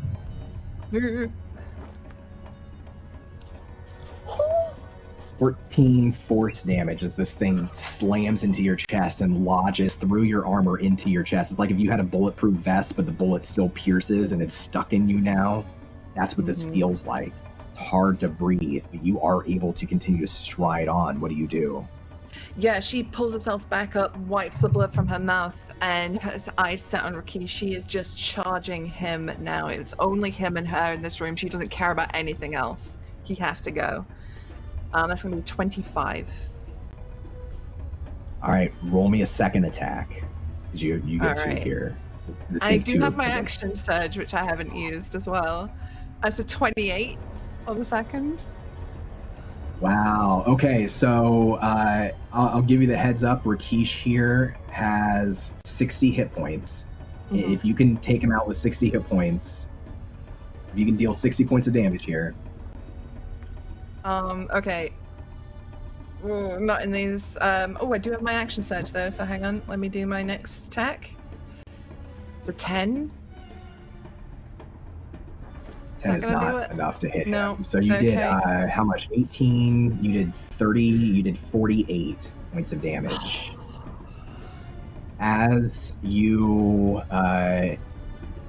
roll me a Constitution saving throw. As you cleave into Rakesh twice, he continues to chant until you get him through his neck, and he's just hissing out this terrible sound, and his body wraps around you, begins to constrict you, and as large as you are, Rakesh is larger, and as strong as you are, Rakesh is stronger, and you're just trying to hold on. How many hit points do you have left? I have 6 left.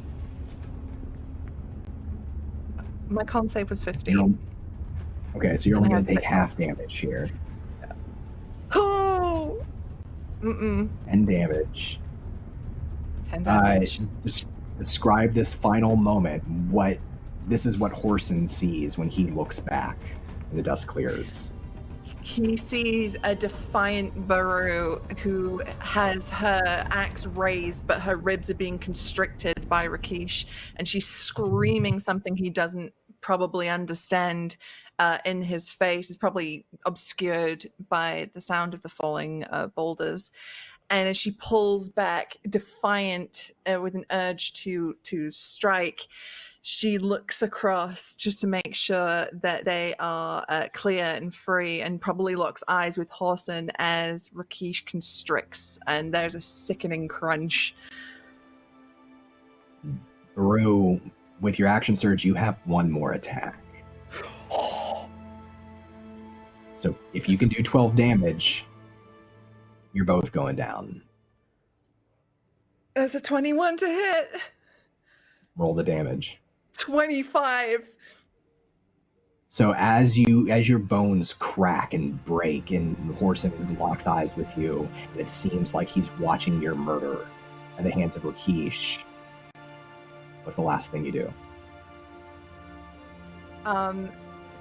As her ribs crush, she uses whatever strength she's got left. She lets out a rallying battle cry and just brings her axe down onto Rakesh's head, splitting his skull.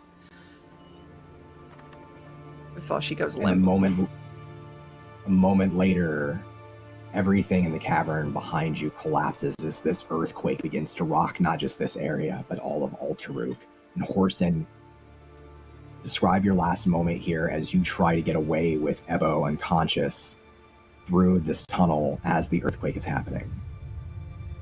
So he's got Ebo like over his shoulder, so where his legs are hanging down in front. And he's limping, but limping as fast as he can, and like looking and seeing the cavern crumble behind him. Just there's no other option. The only way out is through. So he's running, he's climbing up.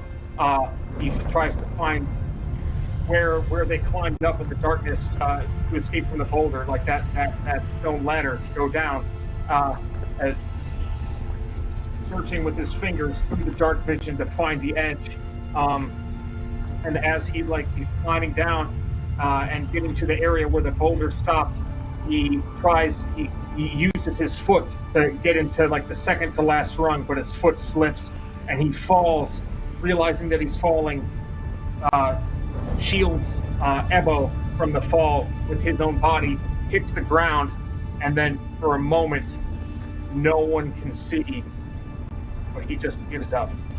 He lets Ebo go, and he's sitting there on the ground, just breathing, looking up, rolling back, seeing that the rocks aren't falling anymore, taking 15 seconds just to breathe, and you see his mouth kind of turn into this forceful frown, and you see tears kind of well up in Horsun's eyes as he's looking at the ceiling, at the rock ceiling with his dark vision, and it's just texture of blacks and grays and whites and various shades of the in-between. And he closes his eyes and he casts his mind back to the fight, to the gladiatorial match that he and Barru had, to the one match that he did not win. Blow for blow, not being able to best Barru,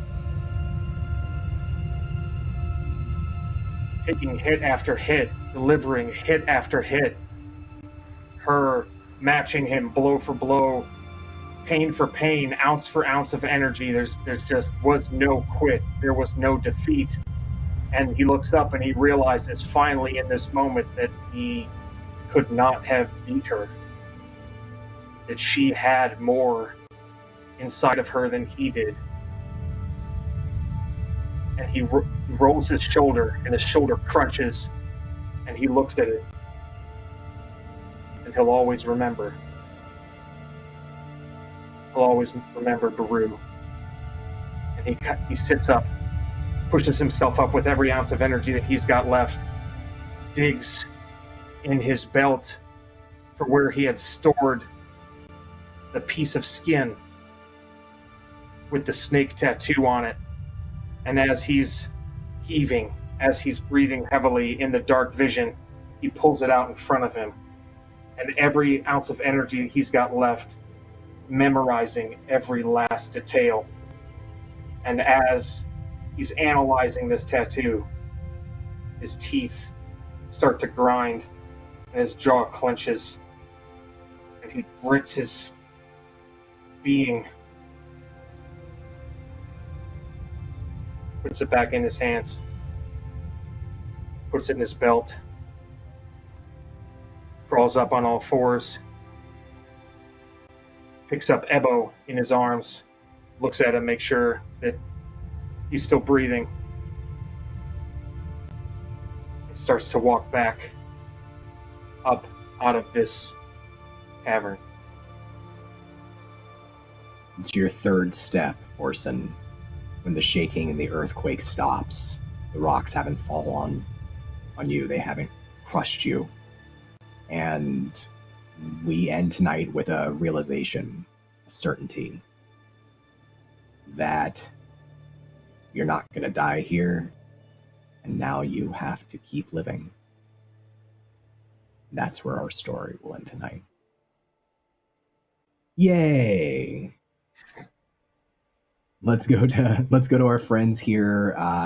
Michael had to hop off, so I'm just going to say Michael's amazing. Please check out Michael online. He plays Magic the Gathering. He role plays. He's an amazing human being with so much wisdom and so much love to share. At Michael Crits on Twitter. Please check him out, as with all of our friends. I had so much fun tonight, friends. Susie, thank you for joining me. I want to say to everybody in chat, thank you for hanging out. Thank you for supporting us. The best thing you can do if you want us to keep making content like this is to check out our sponsors, Dark Dice, Wormwood Gaming, Level Up Dice. Support them, buy their products. They're amazing companies, and that helps keep our lights on as well. And a special shout out to all of our moderators who work hard in chat to keep things fun and safe for everybody and engage the community. You are the best, and I'm so lucky that you're part of this story as well. But that's it for us. I want to go around and do our outros, and I feel like it's appropriate to start with Susie. Hi, Susie. Hi, Don. This was awesome. I have really loved playing and having you GM me, which I think was the first time you've GM'd for me, Don. It was wild. So yeah, went out like a big damn hero. Goal achieved.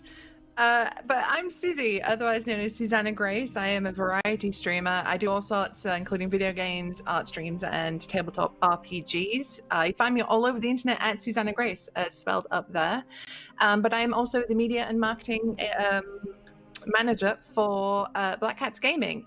And we are a tabletop publisher bringing all sorts of stuff, including a game called the Spy Game, which is 5e powered game of international espionage and action. So yeah, check that out.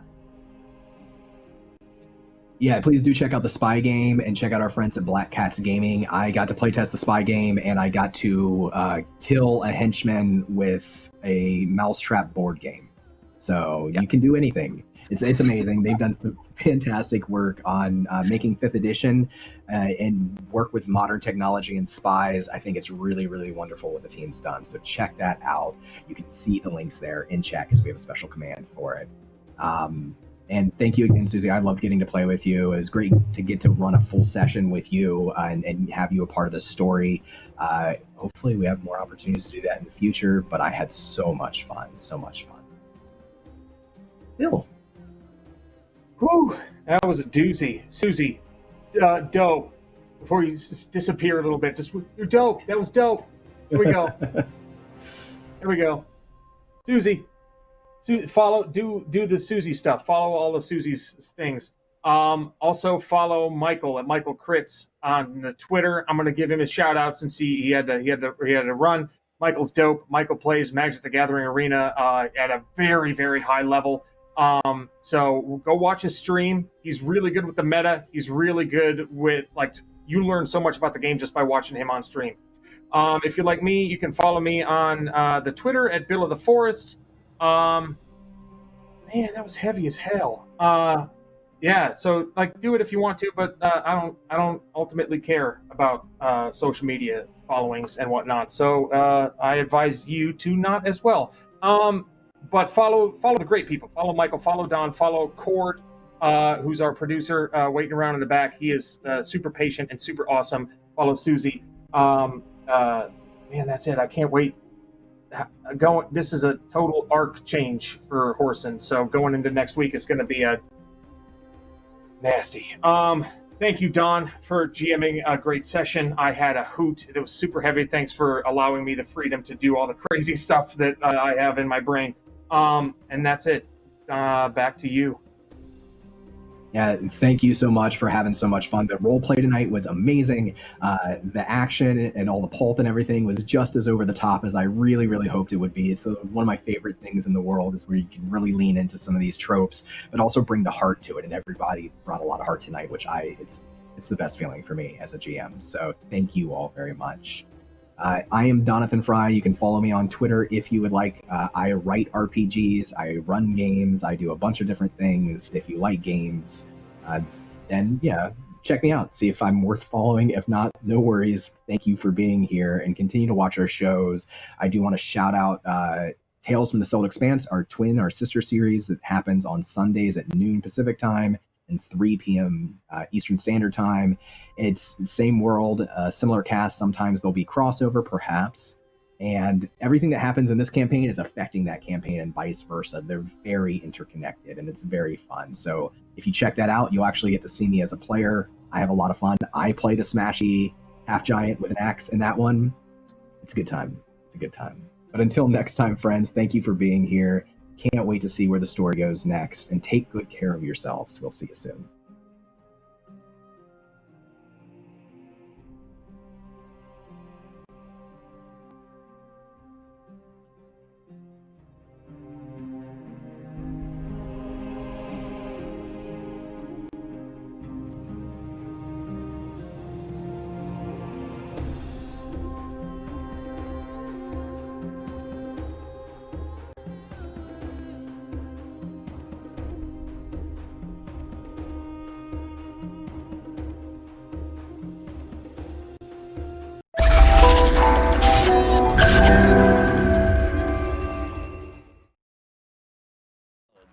That will get Omega, though, so at least there's that. One of the players on the cross. The entry for the Thermite gets a second and a third. Dot really waking up here, but Rowdy's still there as well.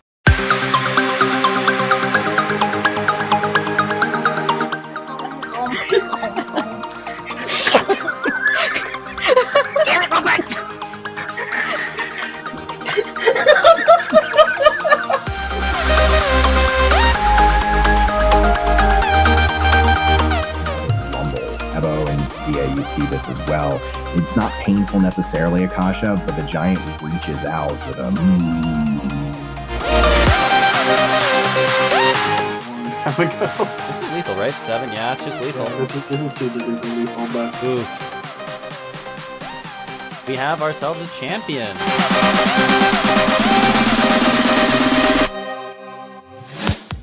Edward, you remember this. At the mostly empty bar top, the smell of stale alcohol was abundant. Curious and sticky bottles lined the